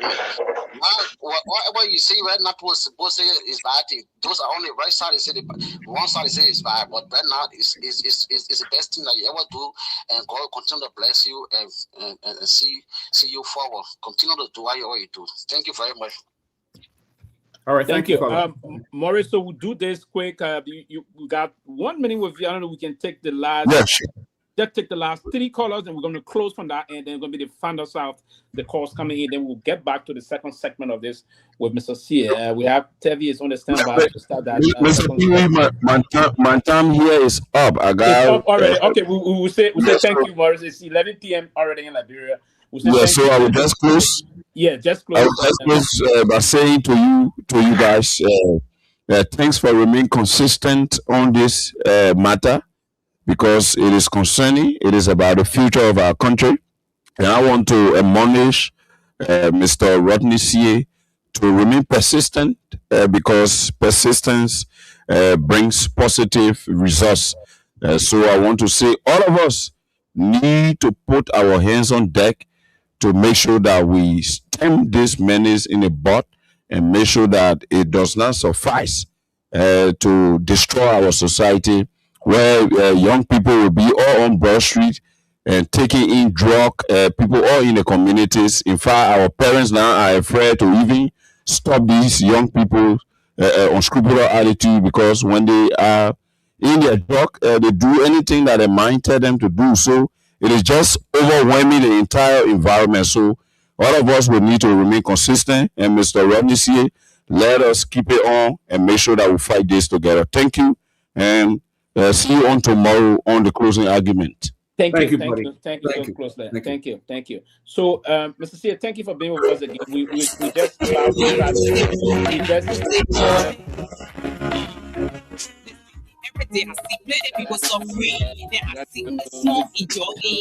I think this guy is going Maurice to got mute. He gone. Yeah, you go. Okay. Good. Thank you, Mr. C. We are about to move to the last segment of this and this aspect of the show. And thank you for actually taking Can we take one more call? It's okay. Yes, we can take one more call. We can take one more call from here. Okay. Yeah. All right, April, go ahead. Thank you, Dad. I appreciate it, man. Let me say good evening to all of you, and then good afternoon or good evening to the studio guest, Rodney, in this case. Let me say thanks to Rodney for your journalistic work that you are doing in the interest of the nation. Quick question. On the international scene, I think I heard you it was yesterday on one of the sister platforms that you talk about the popping up of so-called entertainment centers and then bars and other things in Liberia. My question here is that now that you mentioned about Sierra Leone's connection in this case, the drug baron that is in Sierra Leone. Isn't it a situation that we should be questioning some of the activities that emanating from Sierra Leone, like companies that the Liberian government is doing business with in Sierra Leone in terms of maybe the road construction and other things? Do you have, or are you skeptical of some of the businesses that are emanating from Sierra Leone today that Liberian government has signed business with? Are you questioning, like, for instance, in this case, Papa 4? Can we logically, because you guys talk about money laundering, because mind you, drug barons, they use those scanty entities to clean their monies. Is that a situation that is on your radar, please? Secondly, are you in the position to name anybody of prominence in Liberia that this particular baron visited and then managed to kind of really hang up in Liberia, or kind of had a formal interaction with Liberia? Are you prepared to bring any of those individuals to the limelight so that Liberians can understand how this guy got into Liberia? Because you don't want him to have a foothold like you stated. Are you prepared to throw some light on that further, please? Thank you for the time. Well, I know that that Liberia has about, like I said last time, there's the market in Liberia is small for more than 2 cell phone companies. So I think we had one time there was another cell phone company that tried to come, but they never made it because the market just too small. But now we see a lot of casinos popping up around the country, and we know that most times things like casino businesses are used for money laundering and stuff in vulnerable countries. We don't have any proof to say, but I think the government might want to look into those businesses and see who's behind them and any connection to some foreign group, or because that's how people use their money.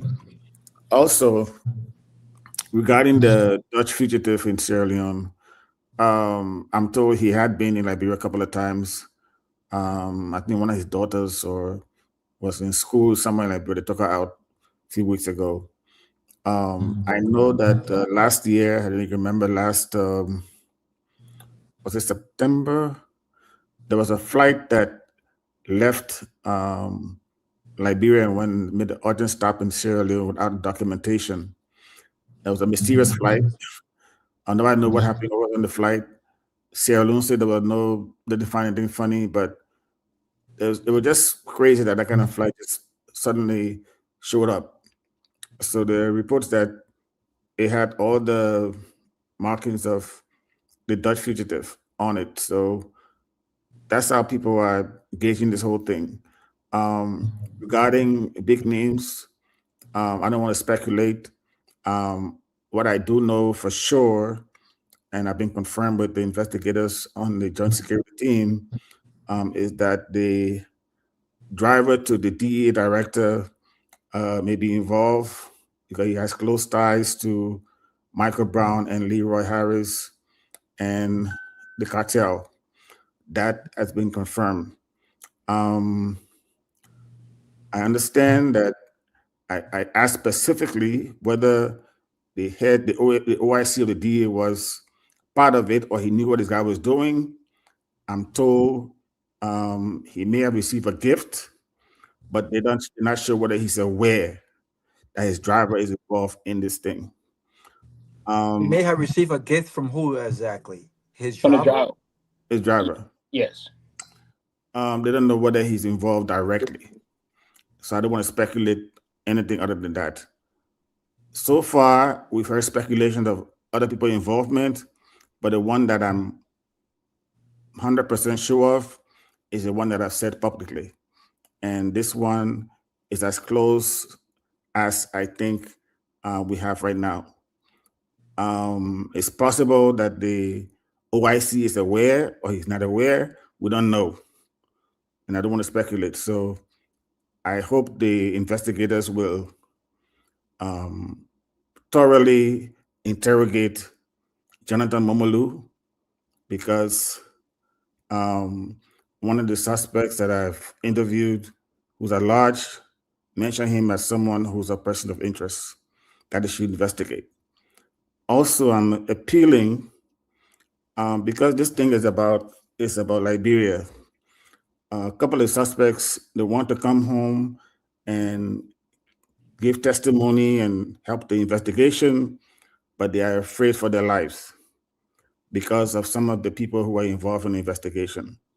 So I've been pleading with them to help, to come and give information about people that they call some names to me, but I can't verify it, so I don't want to say it. But I want to appeal to the government to get some international help to have these people go back home to Liberia and help the investigation. But they need protection. They need to be sure that nothing will happen to them. I think that's where we are now. Thank you. Go ahead. Yeah, Terry, you just joined us. This is second phase. I think Rodney will be over for the next 45 minutes, and then we'll take leave of him. You just joined. I think you've been following the show. So if you have time, we have Mr. C. Rodney C. is out tonight, and we've been discussing this thing. I know this phase is now going the next phase of the discussion. I know probably you knew that to ask. Also, if you want to, we want to be asking Mr. C. because this whole thing is about, and one of the callers from Liberia also stated, Rodney, that this Myean person during the hearing, the police director said the man just a mere university student. How can I make him be involved in drugs thing? I thought that was a very terrible way for chief of police to sound. Being an investigator, you should know that the cartel will use people that are unassuming. But there's a guy who was arrested along with. I invite you to consider joining us for this year's Liberia Diaspora Annual Conference. I think where's that coming from? What a time we had. We can reach everybody. I hold it. I'm trying to haggle. That's Dr. Peabody. Oh, okay. Yeah, I was only going to actually is that if you have. Let me just I lost my thought. There's a guy who's called Pehe, Kpehe. He was arrested along with Michael Brown when that Kush case happened in 2024. Just to answer your question, he was a custom broker. Yeah. He may have been innocent to the whole thing, but one of the suspects I spoke to this week said this guy, Michael Brown, caused this guy to lose his life. Now the guy had diabetes. He can't even do anything. He's not working. He lost his job, but he may have been an innocent bystander. So they use people that they're close to or people who are innocent of these things. So it's possible. I'm not saying it, but it's possible that some people may not know what's happening and they just use them, to get things done. Okay. Peabody, you're going to say something? I want to say, you talk about these guys who have fled in other countries and the Liberian government must seek international help, to bring them back and provide that they get protection. How can these people come back when you have higher up who are involved? How can that even work? No, if the international people are involved, it will give them some security. I know that I even appealed to one of them that, maybe the embassy can protect you or some embassy can protect you. They said, no, we don't. Got the name they called to me, they say they're afraid that they go that they will kill them.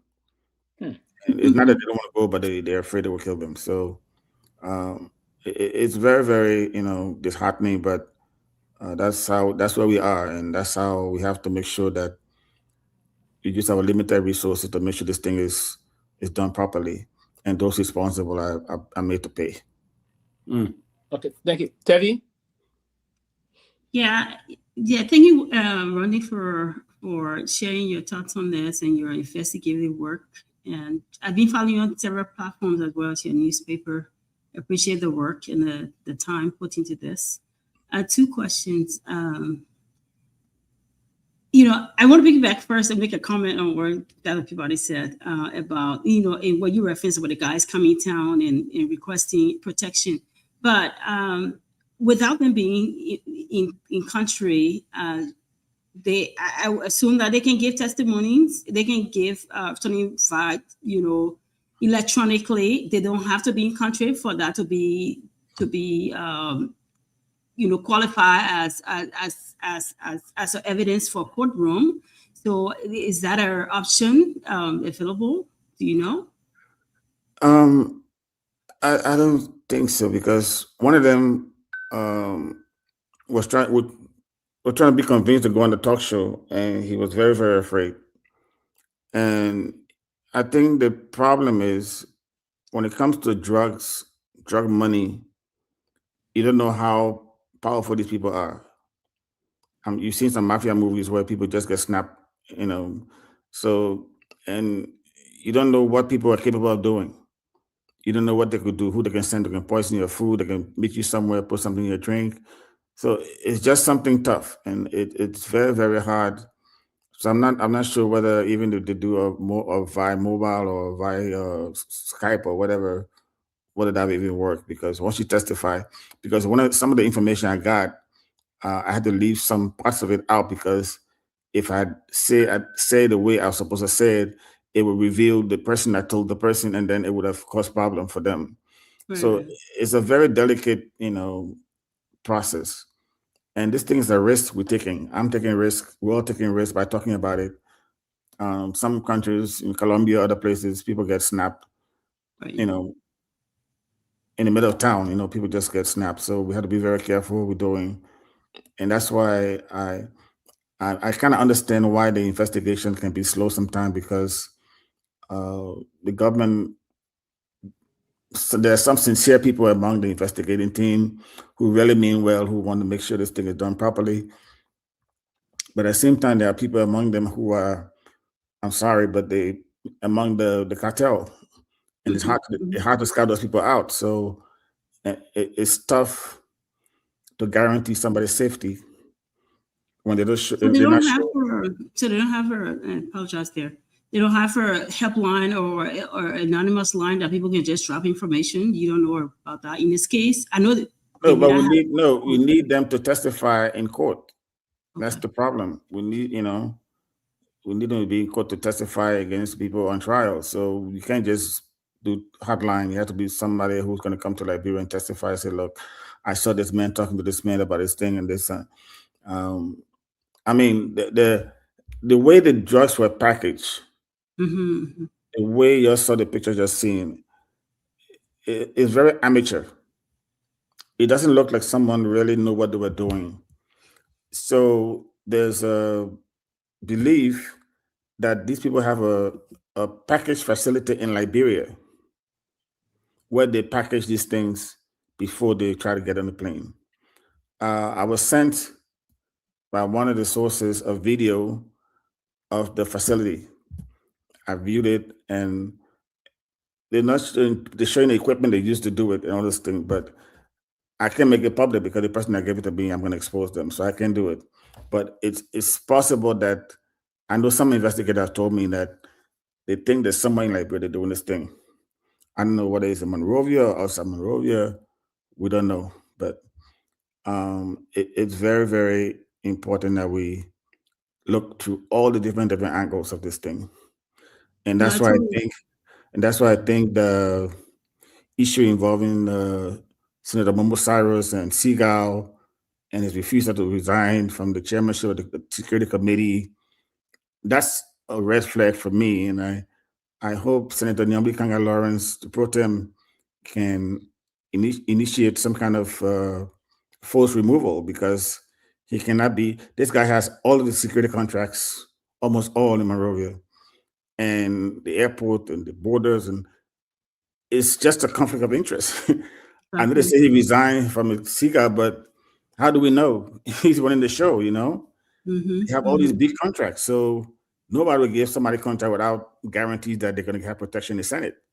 So it is an influence. It's a conflict of interest. So it's something that everybody to be involved with. The president, the vice president, all the appeal to her, to Senator Nyambli Kanga Lawrence, to make sure that this guy is removed from that committee. It's not safe for even that you can have people coming to Liberia for trial. I mean, for trial to give testimony, and they see him on that thing, they'll be afraid to even go there because they see he's a conflict of interest. He may be part, he may or may not be part of this thing, but the fact that he's there, they're afraid to come back home to testify. Yeah, so proceed. all of these things we have to be very mindful of.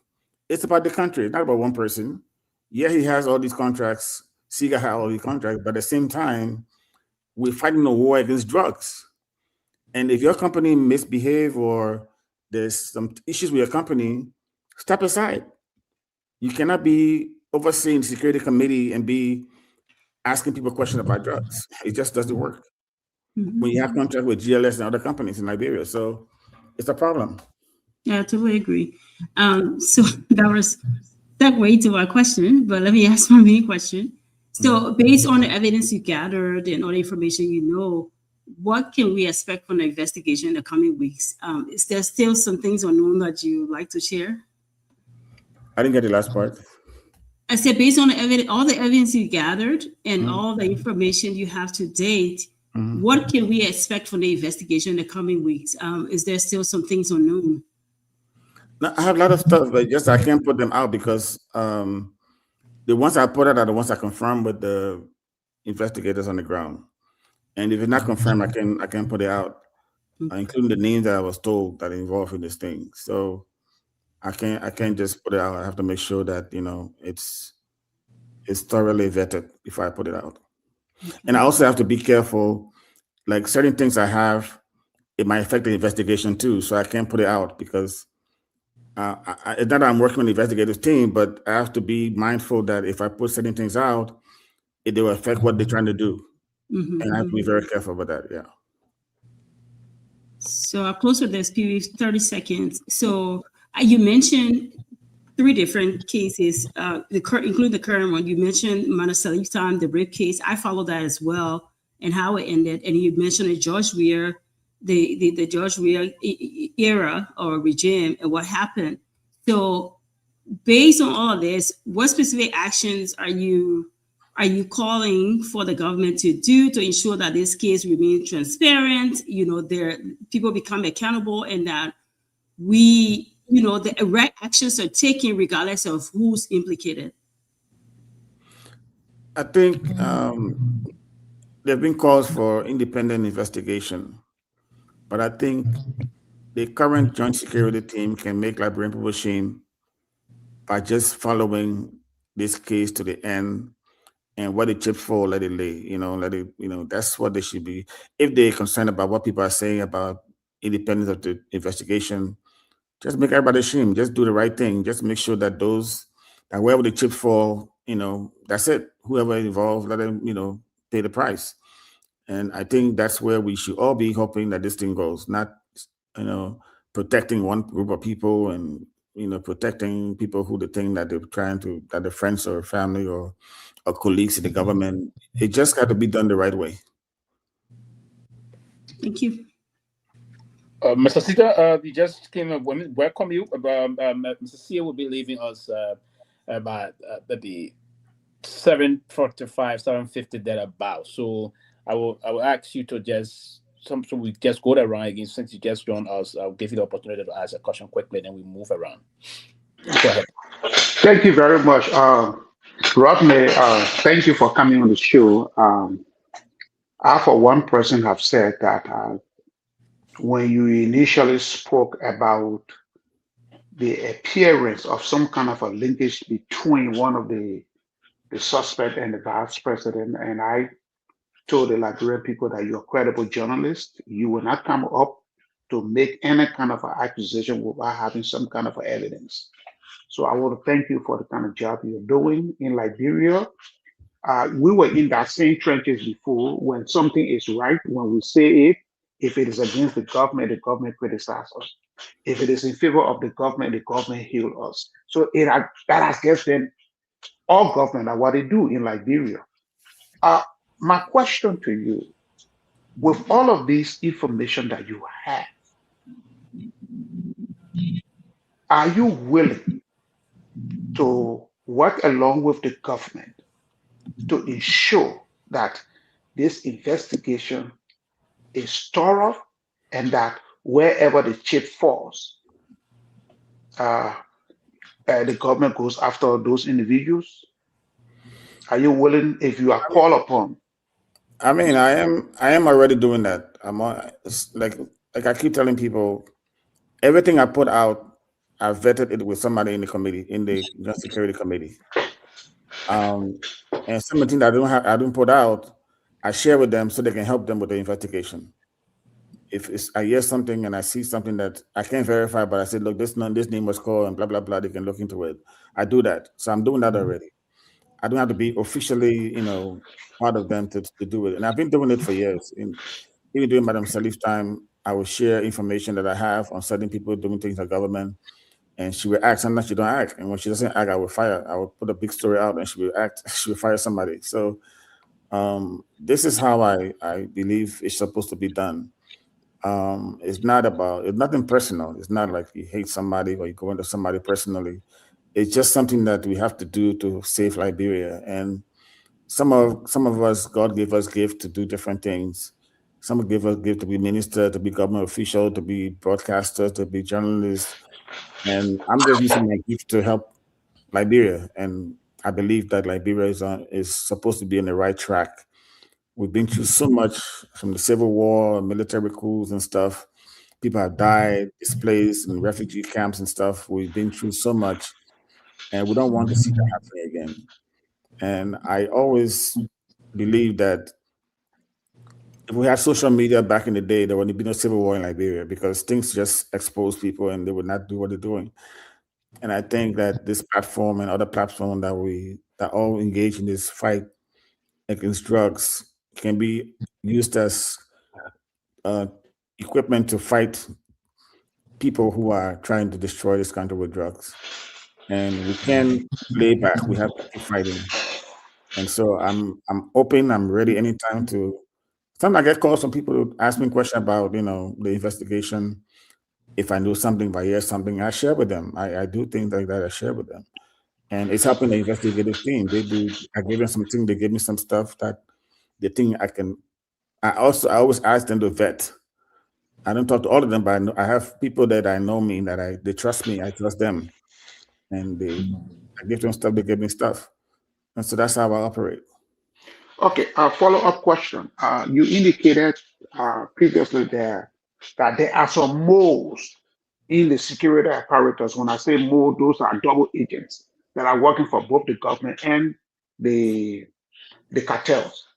How do you think that these individuals, because if we are calling for a thorough independent investigation, those moles have to be weeded out of the security apparatus.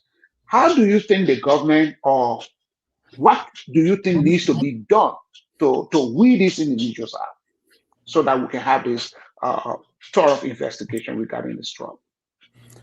I think the president is aware. I think he's been told some things. And I think at the right time, he will do the right thing. And Liberians will hear about it.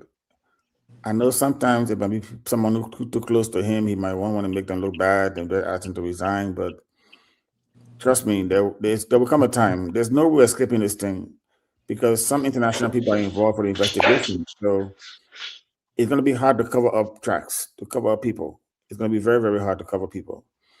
And it will be tough, but at the end of the day, I know people want independent investigation, but the team right now, their hands too are tied because people are watching them. So they will eventually do the right thing at the right time.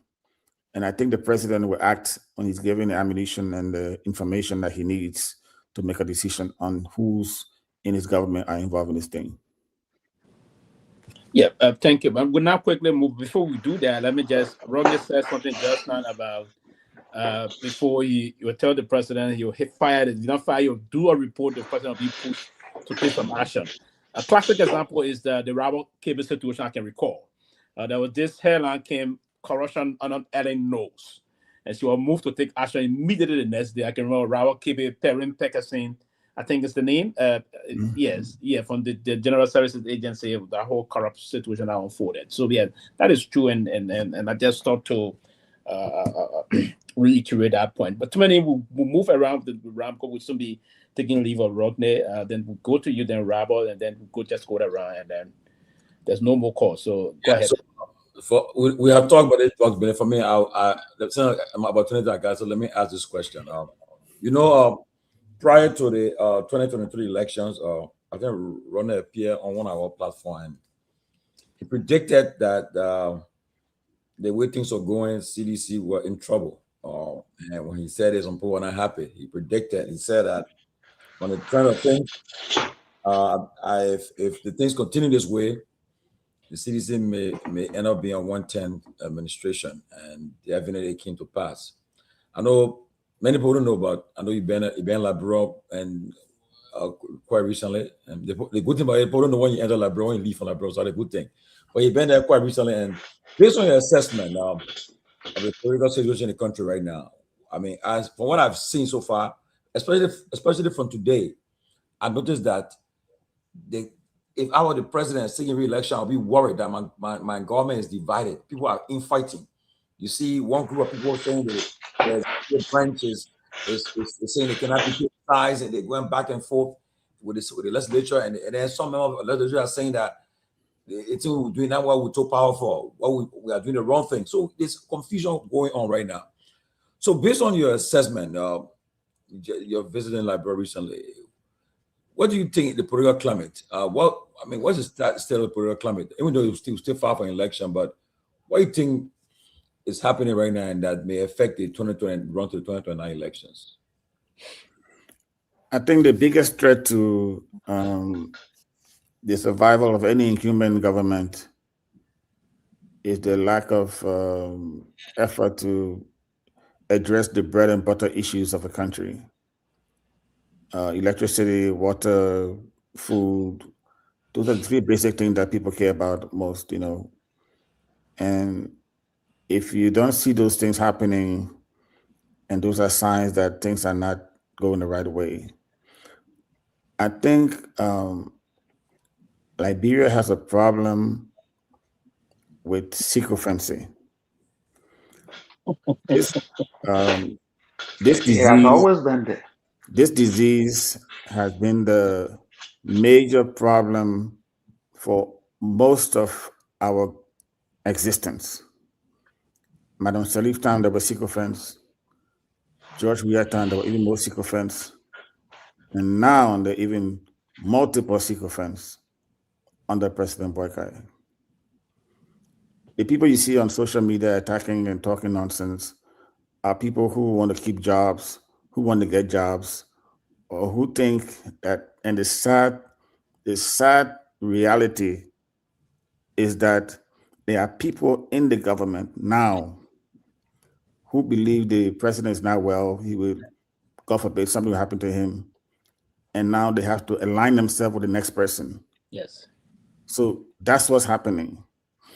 I'm not afraid to say these things because I see things and I see what I see.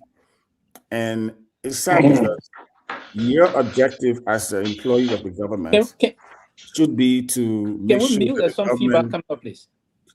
Yeah. It should make sure the government does well.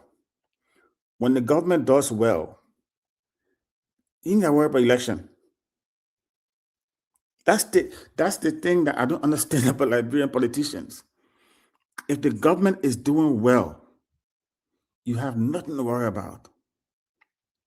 But they are concerned, and it's not just this government. Anyone, after inauguration, the first 3 weeks, 3 months, a year, they think about the next election.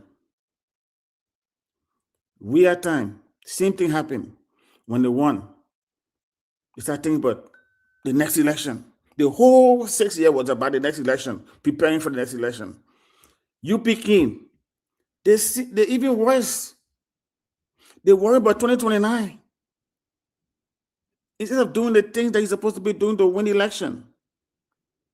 And it's so sickening that you have people who should know better, who should advise and do the right thing, but they don't. It's like the mind is blank, and they don't see what it's supposed to be doing. Just do what is right for the people. During the election, I went to Grand Cru, the Southeast. Went to Riverside, Grand Cru, Sino, Grand Jita, everywhere.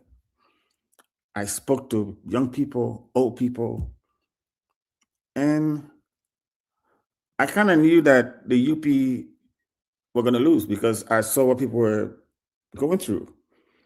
And I said, The UP or CDC, man? That was before, that was before CDC, right? That was when CDC came. Yeah. Okay, go ahead. So I said what I saw there in the Southeast. Yeah. I don't think UP will win the election. And CDC came in the one. Yeah. Okay. The same thing with CDC. Yeah. They were doing something that were not right, And that drug issue, the 100 million, I think that was like the last straw. And UP are good at propaganda. They play that thing to the voters, and that's how they won. So they know. It's not like they don't know. They know how they won. So why not use the same recipe that you won with and implement it to stay in power for the next election? Just do the right thing. And I don't see a lot of the officials. Look at today in the legislature, you had government officials on social media attacking senators. And these senators are supporters of the UP government. But you're fighting them. Go to ministries. The deputy fighting the minister, assistant fighting the deputy. Everywhere you go, there's fighting going on. There's undermining of each other. Is the president in charge? I mean, good question. I think that's a good question. I think he's been taken advantage of in some cases. I always have the belief that. So are they abusing old age? If Madam Sirleaf was 10 years younger when she became president, she would have been a much, much, much better president. So if President Boyka was maybe 10 years younger than what he was when he won, he would have been a better president. But at the age they became president, they were like grandparents. And grandparents, they always have sympathy for the kids. And sadly, that's how it is. The grandkids. That's how it is. And then you had a young president, Myean came, and then he allowed people around him to mislead him. So I don't know where we're going, how this country would ever change, because it's all about the mindset of the leader and the mindset of the people. But most times in our country, people who are in government only care about what they can get from the country. They don't care about, and that's why this whole drug thing is happening. Greed. Oh, that Dutch fugitive, they have money in Freetown. The man might buy the whole government in Freetown. So they hear it and they start going there to meet the guy. Some of them have met the guy. And they see the money flowing, so that's how the drug is just you just see people in the street acting funny. It's because the drug is deep in the country. And the cartel is entrenched in the country. Is it true that I understand that the drug keeping in Sierra Leone, is it true that he's wanted in Europe? He's a wanted man. He's a fugitive. Yeah. He's a fugitive. Raul, go ahead. Then we, it was just a question I was throwing there, my man. I don't want to make a comment. Yeah. Before Raul, you said something, Jenna. He said the thing all over the place. Someone was asking me, so I hope they put some people something can be putting our women's tea there so now because Rob, go ahead, please. Listen, I think you asked a very important question. Is the president in charge? And I think Rockney response was more diplomatic, right? He's a diplomatic journalist. I think the answer to that question is very glaring. The president cannot be in charge. If the president was in charge, Rockney, we would have seen some serious arrest by now. There would have been some folks suspended pending investigation, the third investigation, and given the opportunity to clear their name. All of the information that have been revealed, uh, and you just stated that the president knows, he's in the know. And with age come wisdom. This president ran on experience.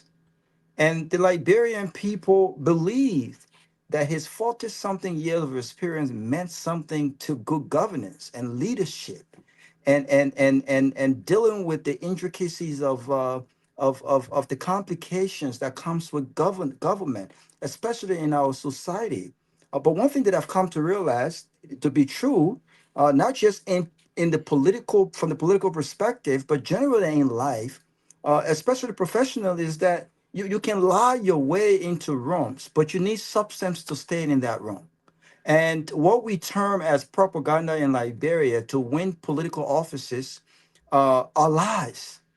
But those lies do not maintain political power.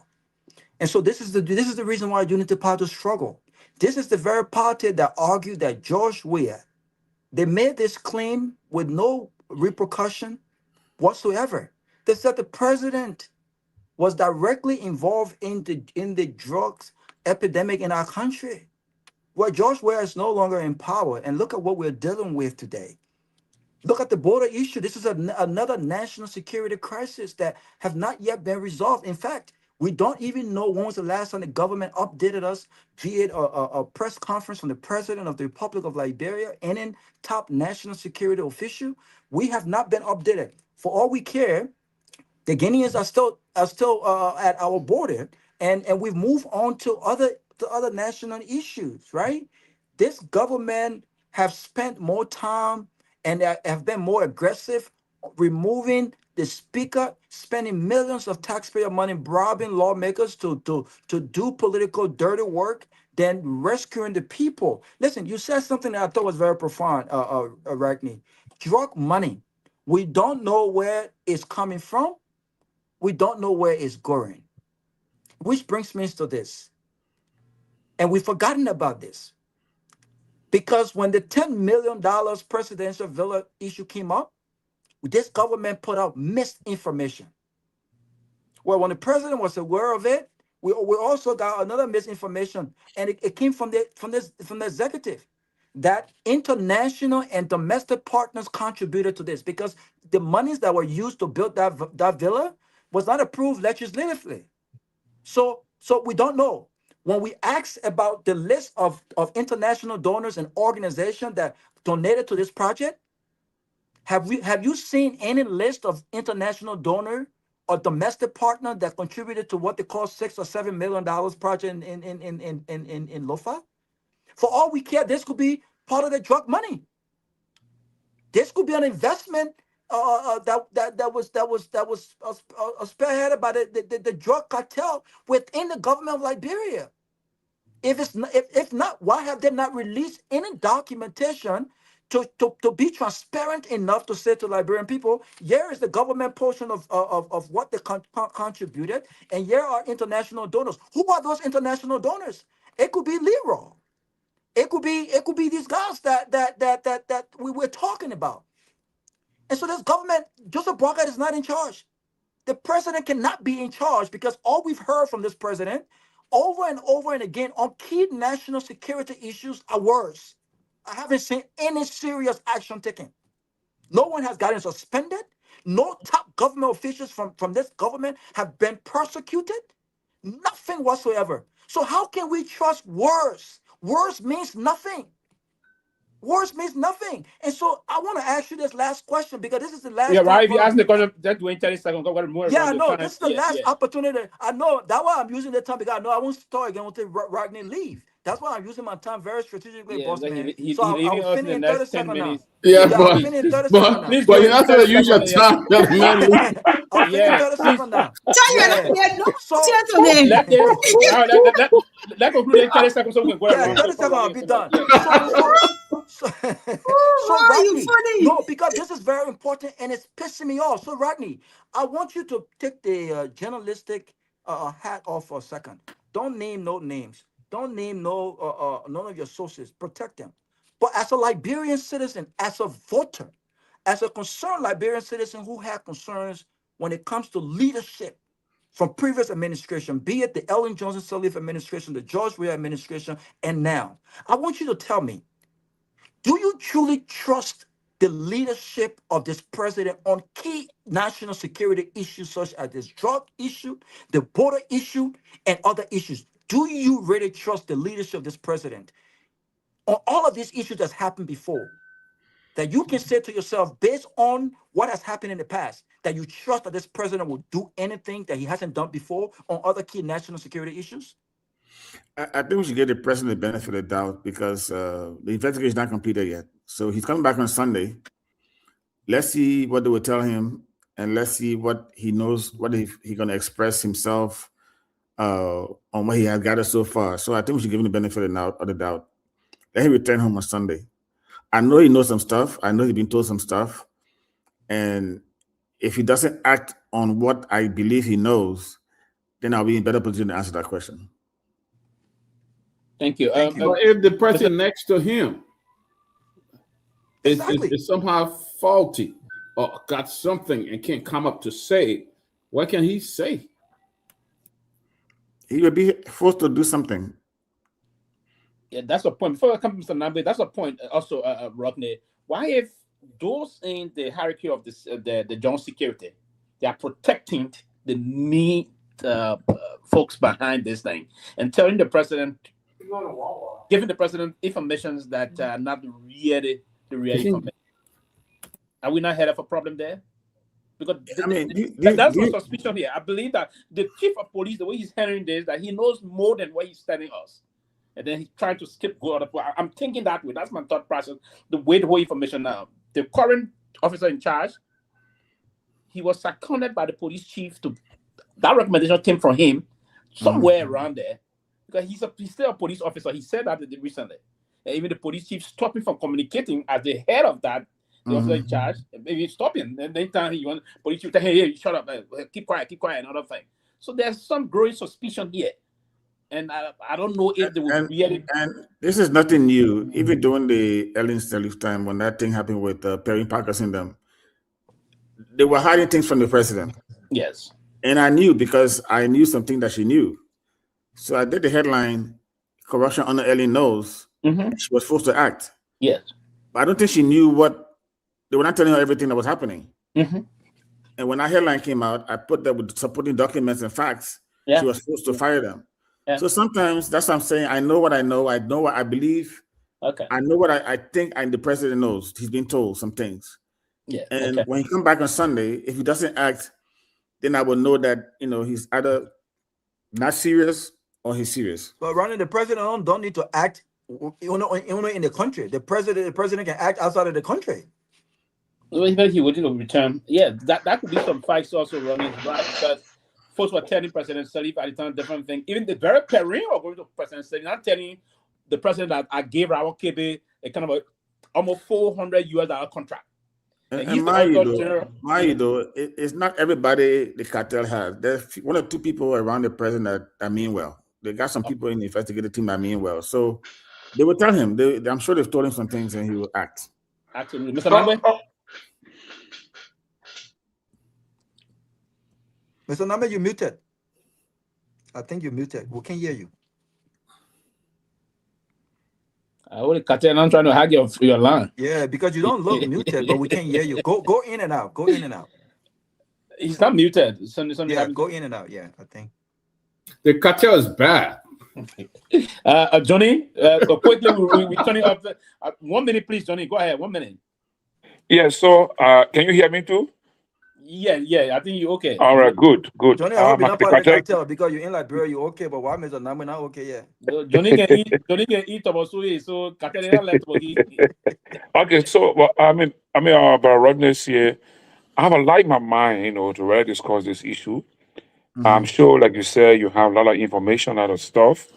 Are you collaborating or corroborating your data with our partners at the U.S. Embassy? Because I'm following information that said that U.S. Embassy is also involved with this matter to the extent that the Sade Affairs paid a visit to the police, IG office or police director office. But I'm just considering what you know, what you have, and what may be, in the possession of our traditional ally that is deeply involved with our security sector. What are some of the things we have out there? And the other part of it also I want to bring to you is, as a journalist that is so much respected by Liberians and globally, what do you know about the Guinean occupation of Liberian land at the border between Liberia and Guinea in Foya? First of all, I try to avoid discussing stuff I discuss with the partners, because sometimes it can put me in a bad position, because they will say, "Well, we'll discuss with you and talk about it." Okay. So I've done it. Yeah, so every time I talk with them and discuss, I don't like to talk about it publicly. No, it's good. It's good. I mean, one thing as Moesha, that tells me that you are in conversation, so that's good. No problem. So then why you next? And also, the next question was, I forgot what it said something about. I'm asking, how much do you know about the reason behind the Guinean occupying the land at the border with Liberia in Solomba, Foya, Lofa County? Well, what I know your is own that hometown, your home. I'm sure Alena, you're from Foya, Log Rodney, right? No comment. So my father was raised by a crew, but his fathers were from Lofa County. So that's the connection. Okay. Yeah. So I think from what I gather is that we're doing some project in that area near Guinea, and some of the area they were digging, some materials were found at one of the Guinean portion of the land. So I think the Guineans got pissed off and they started, doing what they were doing. As we speak, I'm sure there's still some tension. The Guinean military government they create fear among people. They spread fear. So there's this, even in the broadcast administration, the people there who they will tell you they got some fear against him, because the Guinean military part of it is like people are afraid that he would do something unconventional, so they don't really like to step on his toes. So I think they're trying to resolve it in a way that it will not cause problem for both countries. But from what I'm heard from the Guinean side is that like people did overstep their boundaries when they were going to do some stuff there, and that's why the problem is what it is. All right, thank you. Tevi, you take us home, then we'll let Rodney to leave us. Then we just conclude after the departure of Rodney. So let's take us home on this one, Rodney, then he'll close. Quickly, so one question. I know you're going to mention we're going to talk about it, but we didn't. I understand that the issue of drug trafficking is a problem everywhere, even in the U.S. But the difference there are methodologies in place, processes, and they're constantly fighting that war in other places compared to Liberia. You got insider threat that they're doing nothing about, all of those things. So based on your evidence and everything you've gathered or what you know, is Liberia a narco state or gradually going towards being a narco state? Right now, I think Sierra Leone is a narco state. And Liberia is getting there rapidly. If this investigation is wishy-washy, in a year from now, Liberia will be a narco state. Wow. Mind you, the $100 million case happened 2 years ago. And in between, there have been multiple trafficking of drugs through the RIA on Brussels. This cartel have people in Brussels. When you and I go through Brussels, you see how they check us. They go through that machine, they check your state, you go and see somebody, kill somebody, whatever. Right. But the cargo section, drugs passed there. And some of the drugs that left Liberia went through to Brussels, including the May 22nd package. It went to the person, Osman Ali received it. It was delivered to him. So they said maggot cubes, but we all know what it is. They package the drug into maggot cube cases and stuff like that. That's why it's so amateur, because that's not how drug dealers package drugs. So it's just the way it's done and the way we handle this case will decide whether we are a narco state or not. But why are you projecting 1 year? Because the weird thing happened, 2 years ago? Right. And that's been happening, but we didn't catch them until now. Because Michael Brown did the Kush thing. He was arrested, he was in prison, he was freed, and came right back to the same airport, not as an employee, but as a mule for the drug pushers. So had they put him in Central Prison, where I was, I don't think he would have escaped from there. But I'm sure the prison in Kakata is one of those small prisons. I'm not even sure they got iron bar there. They just put you there. Then he got out and they did the same thing again. So that tells you the manner in which he left the prison, the manner in which he continued to do that stuff at the airport, and the manner in which we are where we are now tells you that the progression is moving faster than we anticipate. Maybe a year from now, maybe 2, we may be on a narco state.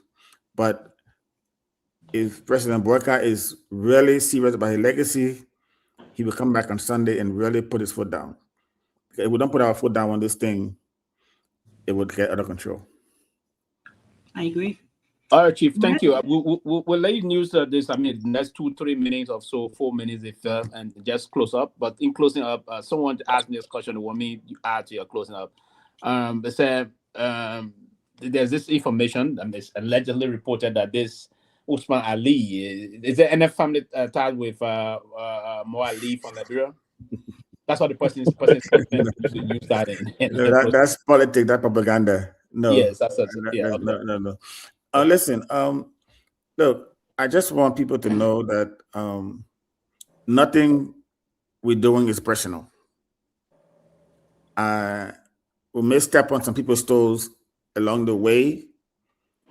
We may punch a few noses of people that are very close that I would call friends.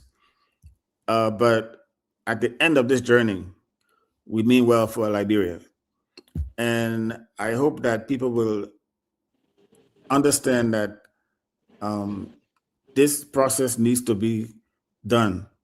It needs to take place to save our country, to save our children, to save our loved ones, our parents, our guardians. We have to do things in a way that our country will be better tomorrow. Thank you. Thank you. Thank you, Ronnie. And always a delight to have you, man. Thank you, on the Georgie. show. Always a delight to have you. Thank you, man. Thank you, Rodney. Yeah. Wait, Ronnie, somebody one person in the last one. They got then hurry on them. In la bro, I'll give you a chance for. Go ahead, Tom, man. Is taking the point. It's happening.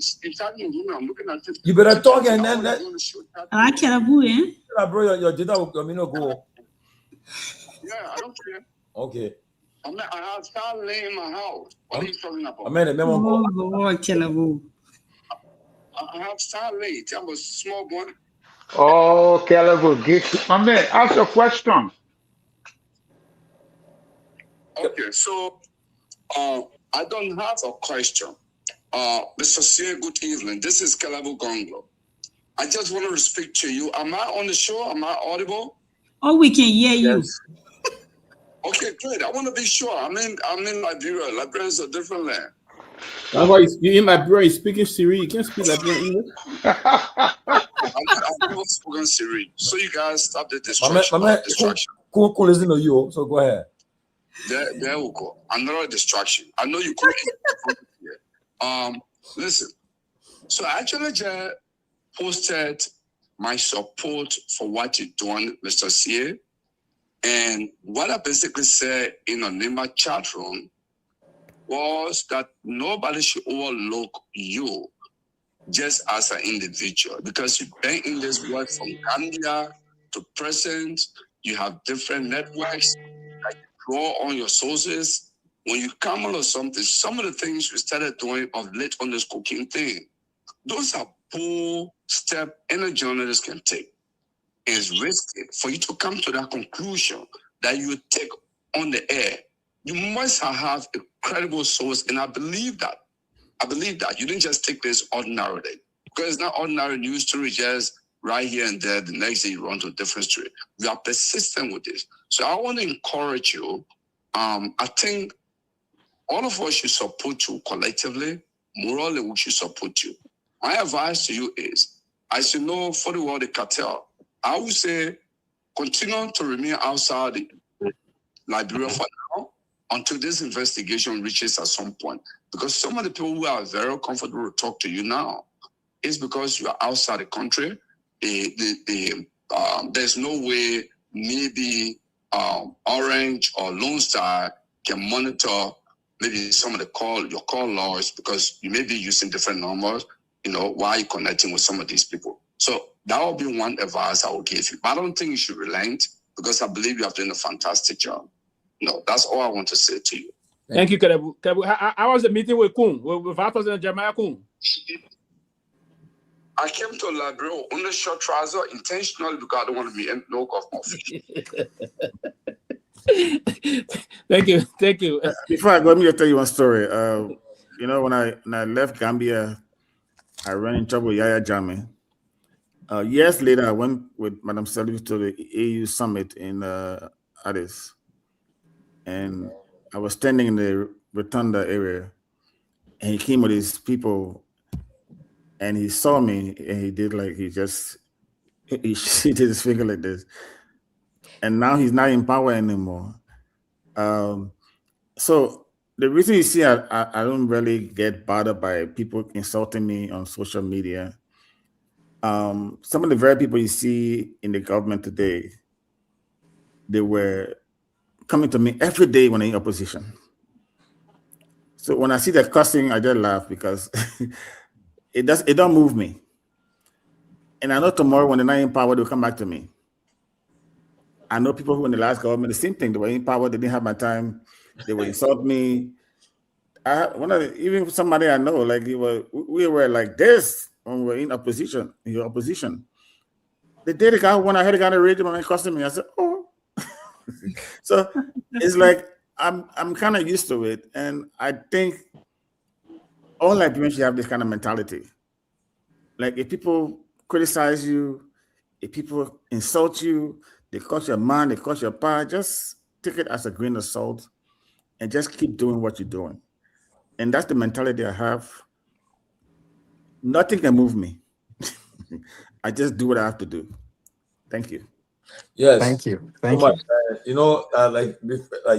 you took leave of you, everybody was whispering about the drug issue. They were not calling names. But yet, everybody say, I just say Tomalin involved. And they say Peabody involved. They would say Pewee involved. But then they were calling names until he came up and just broke the whole story and called names of people that are connected to it.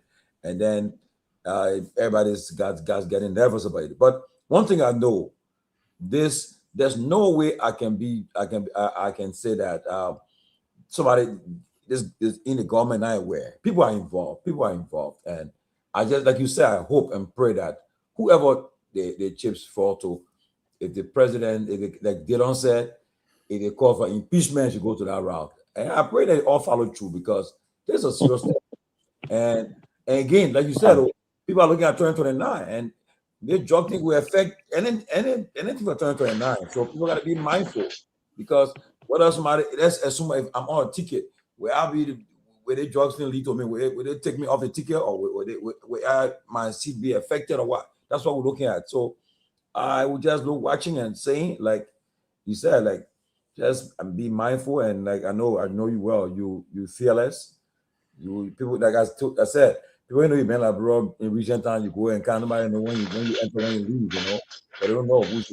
And you're not on Facebook, so it make it better. So, but I know all our buddies there on our side. I see everybody attacking you now, but that's the part of the game, you know. And so I pray that you continue to remain fearless, and let's do it for Mother Liberia. You know, thank you so much for coming. And that is the whole, and that's the whole issue that amuses me. Instead of them looking at the substance at which Mr. Sear is speaking about, the allegations, instead of them looking at those allegations and taking it seriously, they are attacking Mr. Sear's credibility. And I said it before on this show.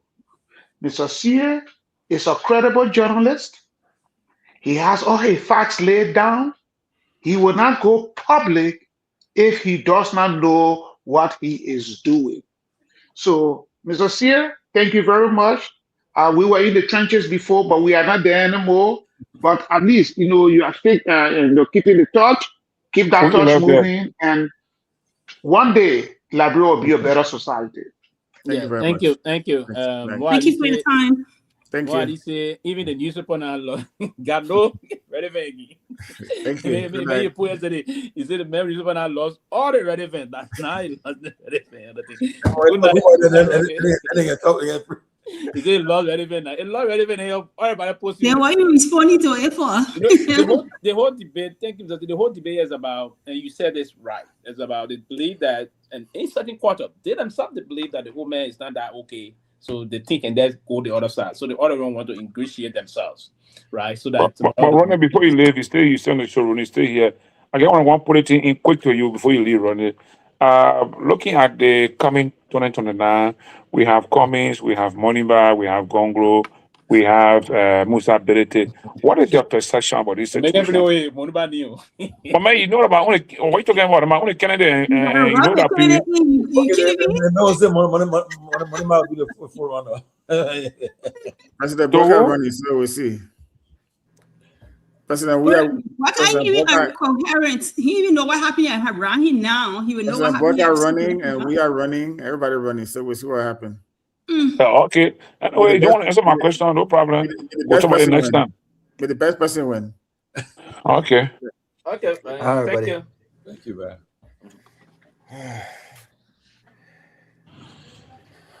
man. Somebody got to remove the man. Oh, yeah. We can move himself. Oh, yeah, you go. Put him in the bag. In the meantime, I just watched the goal that scored Morocco. Morocco means a lot of goals. That was a fair game. We have no complaint. That was a fair game. It's not a goal. So man, that team, I knew Morocco got a very good team. Yeah, they play good. I saw that. The French team is not a small team to play with. You saw that? I knew Morocco was going to be tough, but the French are going to break them up. But I'm happy. I'm happy France is playing again. Are they playing again? Argentina? They won, huh? No, France playing. They beat Morocco 2-0. They beat Morocco 2-0. Okay. The game ever said, yeah, no, France not meeting Argentina now. So France and Argentina may meet in the semi-final. Yeah, No. But this is the France is already No, not the semi-final. Sorry, they will be in the final. So France is going to be playing the winner from tomorrow's game, Spain versus Belgium. France is going to be playing the winner from Spain and Belgium game. Yeah, so they're already into the semi-final. So Argentina and France, there may be a repeat of 2022. No, Argentina, they're not gonna win. I don't think they're coming close to that. What you mean by the point? Before I leave, let me just close to it. Very close. I gotta rush on the thing. You know, I follow I listened to the comments made by Senator Snow to Mr. Nagbe. Okay, I think it was inappropriate, right? Or inappropriate comment he made to Mr. Nagbe. I would say that it was very inappropriate. You can't go a grown man talk about him living alcohol. What's wrong? But in the same tune, Ambassador Onanega, what he did to Snow, I just before I reached out to him before the show. I told him, I was disappointed in you. Why will you bring the mother into this thing? You know, they don't have nothing to do with this thing. You shouldn't have brought me into it, you know. And he said, well, he respect my views, but I'm entitled to my views, but I think it was wrong. And yeah, but so I'll say this: whatever Snow said or did, he should not have brought his mother name into it. The holidays have nothing to play into it. and to pull a picture up and so forth. It was wrong. And also, I think what it did, going before the Senate today and try to just saying it after the matter, they may apologize, but then to go and say, tell him calling you drunk and thing. I mean, some of us, they kind of, I'm a man with temperament. I would have responded right away. I would have responded, but he had his composure too. He was calm. He didn't respond, but yeah, even if I drink, you call me a drunk, I'll respond to you. I mean, what you give me liquor to drink, but to bring his mother into it, and that one I got mad with Chris. I told him it was wrong. You can't do that. And furthermore, and there's the issue about this honorable thing. It is the honorable House of Representatives. It's the office, and it's the way you conduct yourself that maybe people will call you whether you're honorable or not. So I respect you. I call you honorable, but if you act dishonorably, I would just not call you that way. But as long as you're in the office, I respect the office. And lastly, the executive branch and they are being the Senate is almost portraying that they cannot be criticized. People can criticize you, your public can be criticized, and you don't have to use your power and just use that power to just call people before you and try to deal with them. I think it's wrong. So, but I see the fight going on. It will continue to fight. And President Buhari, I'm afraid whether the woman can really control his government because it's getting out of hand. Because you got, and mind you, even the drug crisis, they won't know. But there are people in the government leaking information now to people now because it's okay. We'll talk. We'll spill the bean. Those are involved, we expose them. And that's what I see happening. So I just wanted to throw my light on this thing before I leave, but that's what I wanted to say. Thank you, Pewee. Yeah, I mean, that's a point, though. I mean, so a lot of folks saying things from the angle of the way, but the way Honorable Snow said today, I think normally Snow sometimes get emotional and say things. I think his disappointment came from the angle of those in government attacking the senators. You can be in government and attacking. Even a lot of senators, Prince Moy came up and spoke that they lost on the issue about the losing the war rather on those lines. Senator Deba Vapla also came out, hit the Ministry of Information hard that the ministry is just a reactionary ministry. I'm told the minister came today. You know, that kind of actions, you know, and so a lot of things unfolding in the government, but they Chris them, but they so-called ambassador, your guy called Chris Onuga or whatsoever you call him. I thought he went far below the bell. He said it's a scam, and I think the kind of a reputation he built before in the country about women in that place, young girls, that he allegedly abused. I don't see him to do the kind of thing he did in that place when he knew the thing recruiting other folks before. He's a big scam, man. Very fictitious element. So he came out, he said nonsense the last time about he transforming the Providence Island. You're going to do. Up to now, we have not seen nothing. At the time of man, the country got as tourism ambassador. And that's one of the reasons I asked just if the president is actually in charge. And then he's writing all kind of a gibberish today. He's super very good. I know because he didn't know how to read it. He won't they'll put on intellectually equipped, they will kind of reduce the set to written that kind of way, right? Nothing else to say. I mean, so that kind of using that title to suck money from people.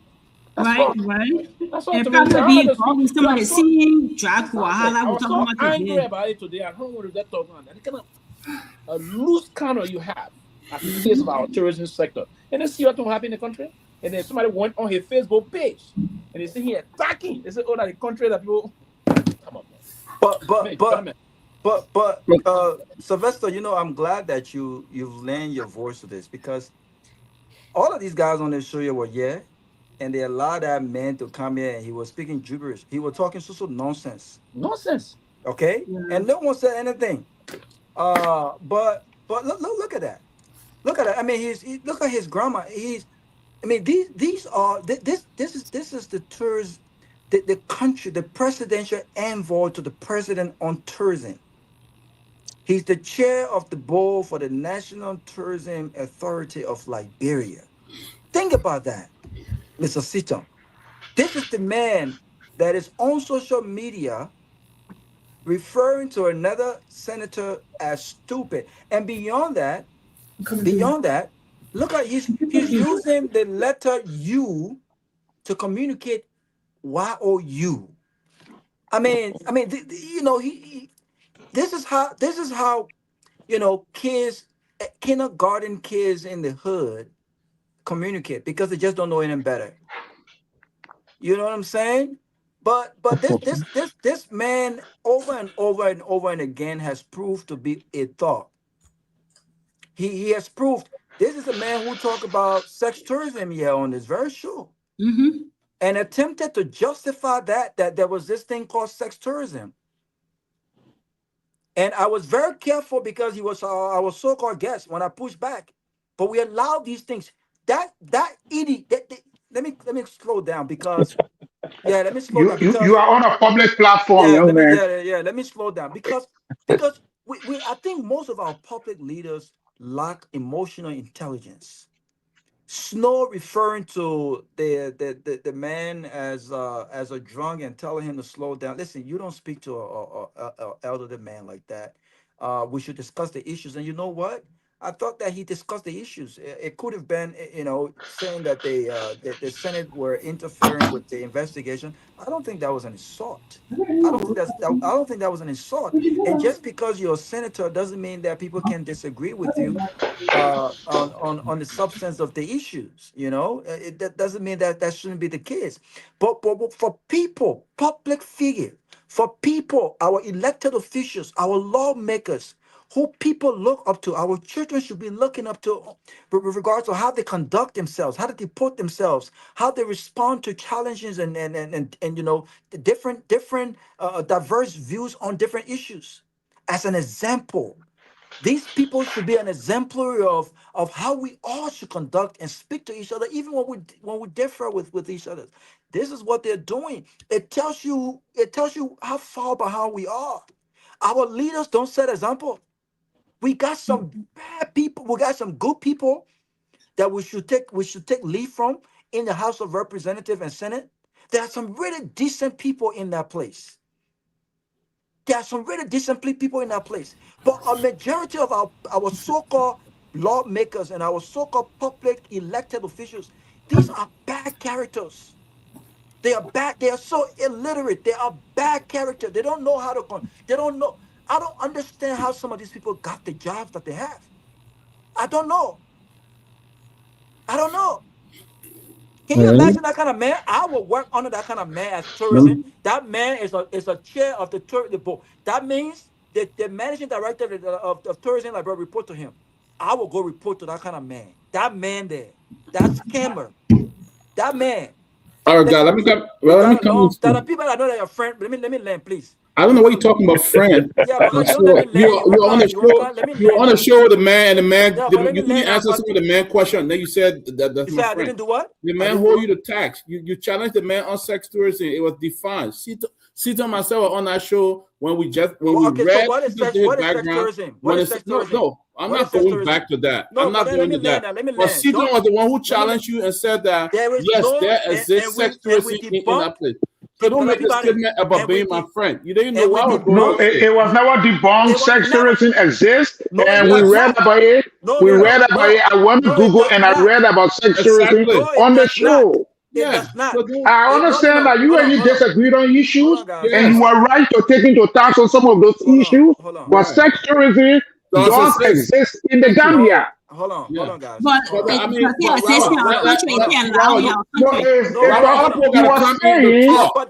talking about tourism, and he talks about sex tourism. The whole time, bro. And you understand? And he's talking about sex tourism, and we wanted to find out what actually what you were saying was true. Indeed, there is sex tourism in Gambia. First of all, Doc, you are not the moderator. We talk about respect. Yeah, right? but you're taking too much time. Wait a minute, Doc. You don't have the authority. So let me just provide clarity. When I try to come in, you didn't know what I wanted to say. You jump out that your friend. You didn't even know what I wanted to say. Yeah, but Robert, you can't take all of the time and you just why don't we have a moderator? This is the kind of stuff I'm talking about, right? You can't be saying the same thing over and over. It doesn't freaking matter, right? Because he and Chris has a problem. He's the only person. He's vendetta when it comes to Chris. You know, that's your issue. But you shouldn't have come and said that, my friend. You didn't know what I want to say. You never did. So you're wrong. So that everybody friend with everybody. Everybody friend with everybody. No, you that's know, your friend. That's your friend. And the reason why I stopped was because you attempted to interrupt me. You're not the moderator. So why are you interrupting me? Yeah, but you didn't know what I wanted to say. But it doesn't matter though. We have a moderator. You and Chris had a very you and Chris had a back and forth. Y'all deal with that. So you go in the giving the best shot. When Chris on, y'all can go on it. Okay. It doesn't matter. We are talking about Chris. He's a topic. And I have the right to speak my own. You can speak your own when your turn comes. Yeah, but so I don't know how long. Mr. Moderator, I ran my case. I'll take charge of this quickly. Raul, conclude quick. Sylvester, we need to set this clear. We can't be hypocrites. We can't go behind closed doors and talk about respect, interruption, and giving the moderator the chance to moderate the show. And then we come on the show and attempt to do the same thing. We criticize, Fanta, and others off. That the people that should respect people's time. But how much time is allocated per person? Exactly. How much time are you allocating per person?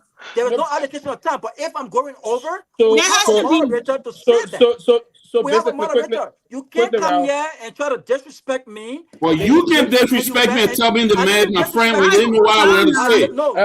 You are wrong. You are very wrong to tell me that the man, my friend. He didn't know what I wanted to say. Hold on, guys. You always do that, Doc. No, I didn't do that. You tried to interrupt my conversation. You didn't know what I wanted to say. You didn't know that. And you are wrong. You jumped the gun. Okay, Robert, you didn't know what I wanted to say. But that every time we have what you wanted to say. Every time we have conversation, people can jump over people and come and say something very quick. No, you said you didn't know what I wanted to say. I didn't jump over your conversation. I said I want to say something. Then you said, "Oh, that's your friend. You can go ahead." You are wrong. I have never jumped. Don't say that. I have never. Every time you're speaking. Oh, you do that all the time, man. Stop it. Quickly, Raul, just a minute. What we say on the show, when we on the show, we allow, even with James moderating, we already have conversation to say sometimes say, okay, whenever Octavius you ask a question, we give time for each of the panelists at least to discuss. If it's a question or comment, it should be within 2, maximum 3 minutes, right? So sometimes not go, but many a times most of the panelists will go far above that. And we've been struggling about keeping that into place so you show how we do those things. Many a time we all may violate those things. Many of us would. Exactly. But in some cases, when we have the conversation as such, sometimes what we do when we have the conversation, if I'm in speech, sometimes you can just, it comes to, okay, I want to say something and say that, right? And everyone do, right? Sometimes you post your question and the moderator can give you a time addition to, even when somebody is in speech, you can come and make a brief comment while the person, I thought, maybe that's what Peabody was trying to say, and then what brought the issue around, say, oh, like your friend. He didn't know what I wanted to say. He just jumped out and put it there. You know why I said that? So let that pass. We can't read it again. Yeah. No, let me say this. Let me say this. I guess when you conclude, we'll have. No, I will conclude. I'm done. I will conclude. Let me say this. I know Doc very, very well. I know that very, very well. Dr. Peabody can be disrespectful, whether he means it or not. He can do it with unintentionally. Especially when it comes to when people are saying things he doesn't necessarily agree with. Why would disrespectful for that? It happens many times, right? So my point is, my point. My point is, when you spoke about this man, he didn't interrupt you. He didn't tell you, okay, no, he didn't do that. So when I'm speaking, well, you didn't know what I wanted to say, Robert. It doesn't matter what you wanted to say. It's not your turn to speak. Allow me to speak, and if I'm going over time, let the moderator check me. A few minutes ago, Robert, Sylvester was trying to place call. You said, no, give me a chance, let me talk. Remember when Sylvester trying to make the guy to give a call? And you said, no, I got one more question. Sylvester said, oh, no, got a call. He interrupted? No. Hey, man, but look, gentlemen, man, I think this is not fair to the audience. Let's put this under control. The audience is not happy with us. I'm telling you, man. I'm telling you. Of the show, man. One person cannot dominate the show. No, we cannot be hypocrites. You're trying to dominate the show, Robert. Let me honest. Hold on for a second. We can't be hypocrites. No, you're trying to dominate the show. Over talking people and all those people have closed doors. Dr. Peabody cannot do that, especially not to me. We shouldn't do that. I think Robert is the one tailgating here. I waited for him to finish speaking, and then you speak. Don't interrupt me again. Don't do that. You do that. Everybody does that. So you can say that. Don't do that. Everyone does that. I do not do Everyone that. does. Everyone interrupts better than that. No, I don't do that to you. Don't do that. Come on. I don't do that to you. Sometimes you come. And by the way, there is absolutely no thing as sex tourism. And my argument to the scammer was no, because you just supported it. You said it was confirmed by Citon and you. So the United Nations, there is sex tourism in Gambia. Have for many years debunked the idea of sex tourism. Sex tourism is another term of sex sales. In poor countries. Robert, let me hold you right there. Let me hold you right there because you are trying to deceive the public. It's not a form of tourism. You are trying to deceive the public. You are trying to deceive the public. No, we can't be having this kind of conversation and we have to debunk one another on the show. But it has not been. Sit down 1 minute. Sit down, Robert. Lead the public to say that tourism. Robert, please. Robert. And it's a misleading information. Robert, please, just conclude 30 seconds. No, so in 30 seconds, let me conclude. In 30 seconds, let me conclude. Robert, 30 seconds, let me conclude. Yes. The United Nations on tourism have for over 40-something years, and this is a fact, concluded that they do not recognize anything as sex tourism, which is the reason why when he brought that up, I debunked it and I said, you should not be mentioning that because sex tourism have been used in the Democratic Republic of Congo, in poor countries, by people who go and exploit poor young women for sex. It has never been a thing where it's been promoted in any legitimate tourism sector as sex tourism. Never whatsoever. And that was the lie he told, and that's what I debunked.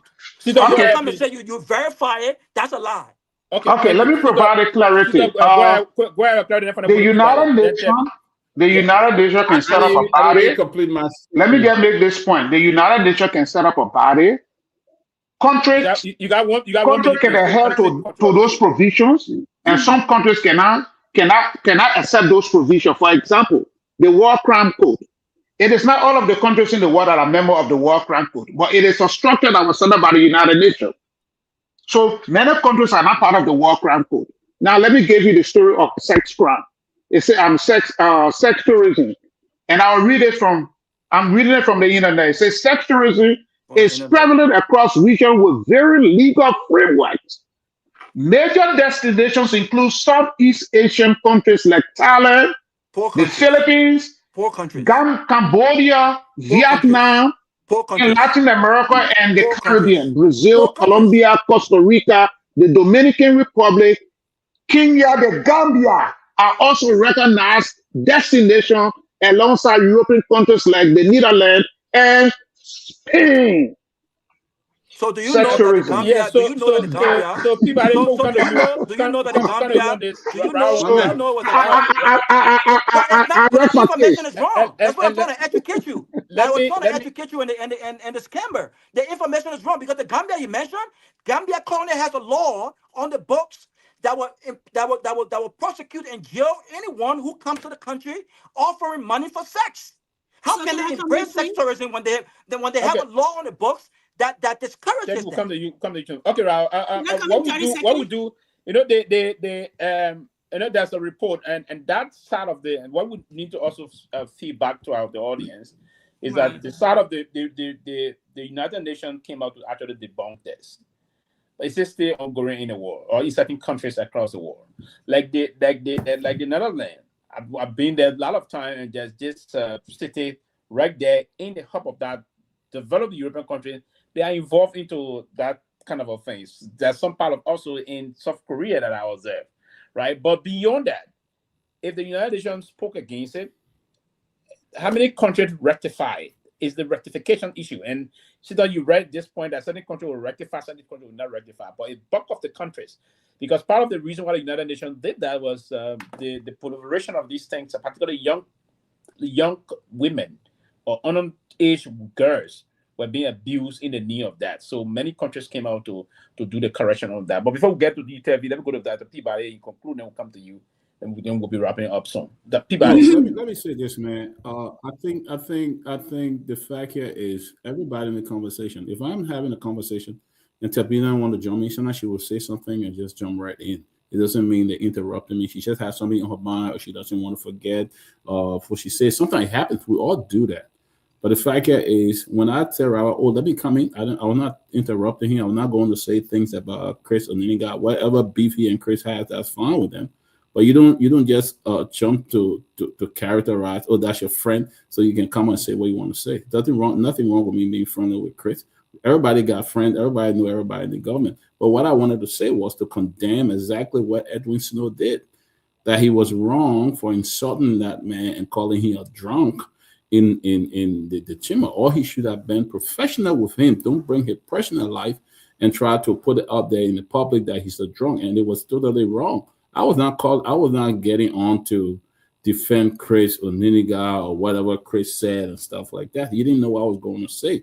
But I think that characterization of telling someone, oh, that's your friend, so you can come and say something, I think that sometimes Robert, you need to cool down when you're having conversation. You don't need to be tailgating, yelling, doing those kind of things like that. I think you were totally wrong, and I hope you apologize because you didn't know what I was going to say. Or anyone else. Well, you can't do it because you're in the mood right now. You're not going to do it. I hope you find time to do that.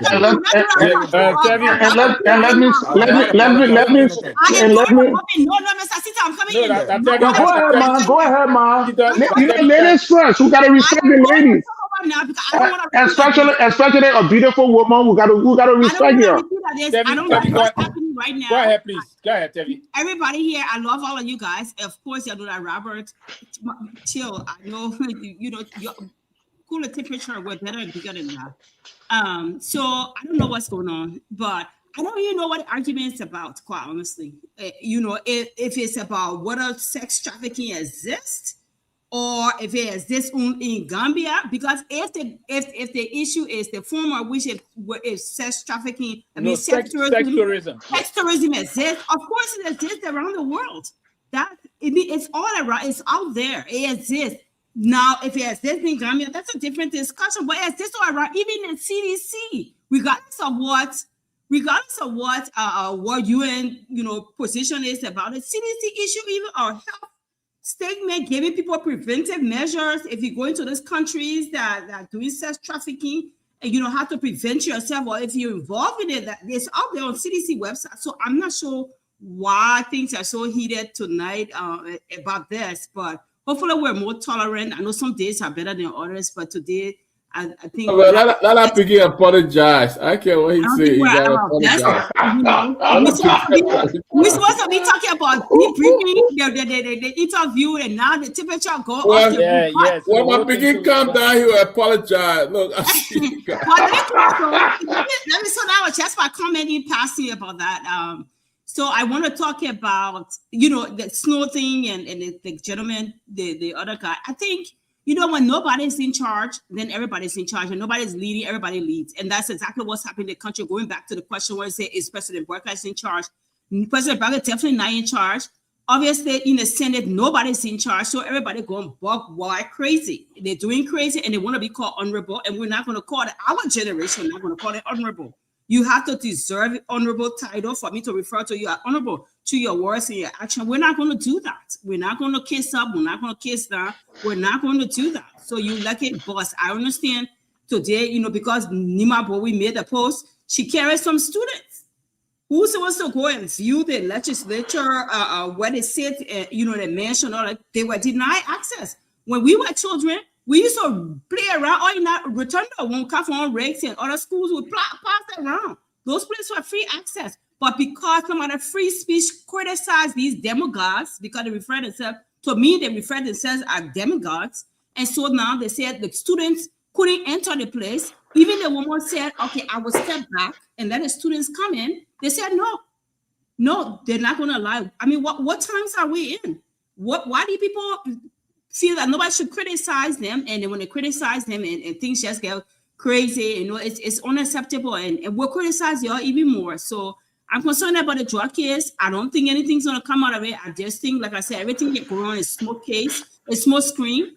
I think the handlers, and they're just gonna pick people here, there, and put in jail just to quiet things. But the mean people who are involved, who are in shadow threats within the government, they're going to be passing it around and all of that, and they're not going to be touched. Yes, you can wait for me until I come to Liberia. I don't know when I'm coming, but wait for me to the airport and put me in jail if you want. It doesn't change anything. I'll still continue to say the truth. But that's all I have to say on this. We'll keep talking about, the drug issue and other training issues. That's it, guys. Yeah, let me just comment on the 1 minute, situation. we're going to bed now.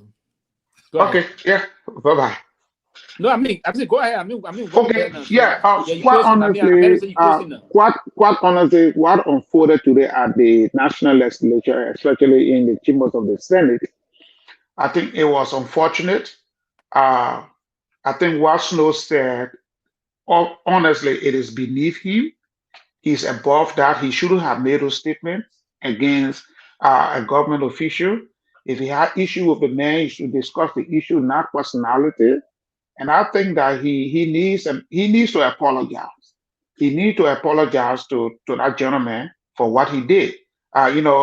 Apologizing is not a sign of weakness; it's a sign of strength. The fact that he did what was wrong, he needs to apologize. Now, on the issue of, you see, I wanted to say when Rodney was here, one time Rodney and I had a conversation, and he said one of the things that is creeping up in Liberia is intolerance. People are intolerant when you criticize them. The government does not like to be criticized. Officials in the government don't like to be criticized. They think they are Lord and gospel. They should just do whatever they want to do in the country. They should run scot-free. They should steal the Liberian people money, and nobody should say nothing. It is okay. So the fact that Lema will criticize these people because they are not honorable people. Because if they were honorable people, they will enact laws that will help to improve the lives of the Liberian people. They're not doing that. They are enacting laws that are improving their lives to the detriment of the Liberian people. So when you criticize them now, where in the world you have a group of students, even if you have a problem with the person that led them, why you can't give them the opportunity to see the working of the national legislature? Because these are the future leaders of Liberia. Some of them will be lawmakers tomorrow. They need to be schooled on how the legislative process works. And to deny them, I think that was pretty wrong. That is the reason why we will continue to use this platform to call for a new political dispensation in Liberia. All of these guys in the national legislature, they need to go. Especially those who do not know their right from their wrong. I digress. Let me close by saying this. Thank you. Part of the reason why we're on this show is to debunk misinformation and lies. And I will use my closing opportunity again to reiterate what I said. We can't just read things off the internet and say, oh, yeah, this is that's what it is. The mention of sex tourism by the presidential envoy on tourism in Liberia, considering our environment, intentionally mentioned that to insinuate that Liberia could practically benefit from sex tourism. And it was on that basis that I debunked and I said we should not even be having this conversation. And then he proceeded to say, well, Gambia have thrived on sex tourism. Look at the tip. It's there. I was the moderator for that show. And I said, no, it's not. And the reason why I say it's not because we know it's not. This is not to say that the selling of sex are not happening in poor countries. But it's to establish the fact that these things happen in very poor countries due to poverty. In Liberia today, there are government officials sleeping with young girls because they can afford to pay their rent. There are teachers giving grades for sex. Is that something that we should be discussing? The Gambia, he mentioned, the Gambia has a general prostitution law, section 167. It criminalizes sex work and imprisonment up to 5 years. In addition to that, the Gambian Tourism Authority have did the Tourism Offense Sex Act. All of these things were done to send a clear message to tourists, especially tourists who are coming into the country to buy sex. These are facts. Every legitimate organization involved in tourism do not market sex tourism. Show me a particular country that legitimately markets sex tourism as something for tourists to come and do. They do not. The Red Light District does not. It does not. Whether it's in Harlem or the one on Peachtree Street in Atlanta, it does not. And so the point that we're making is, professionally, we don't promote sex tourism, because sex tourism is offensive word for sex slavery, sex exploitation. We've been very clear about that. And so when I mentioned that, I was basically saying, why would you have the presidential envoy on tourism, considering all of the beauty of Liberia and what we should be promoting? We don't want to debunk. We don't want to keep debunking each other, Brother, man. Don't tell this people, man. Please. Sex tourism exists in the Gambia. Even though the government may have law to stop it, but it exists. It may not be legal, but it exists. I don't want to be disrespectful, but if you, I don't want to be disrespectful, but if you interrupt me one more time, one second, we have so I want to close the show on now. We have to. Yeah, we're closing now. We're closing. I'm closing. So you see, this is the disrespect I'm talking about. Go ahead. When I'm closing, please. Sylvester, hold on. Hold on, real quick. No, hold on, real quick, Sylvester. Telvi, you're on the show and you're saying the disrespect, right? Let me just warn Dr. Peabody or anyone else. I'm not the one. You heard Dr. Peabody calling me. I'm being very calm.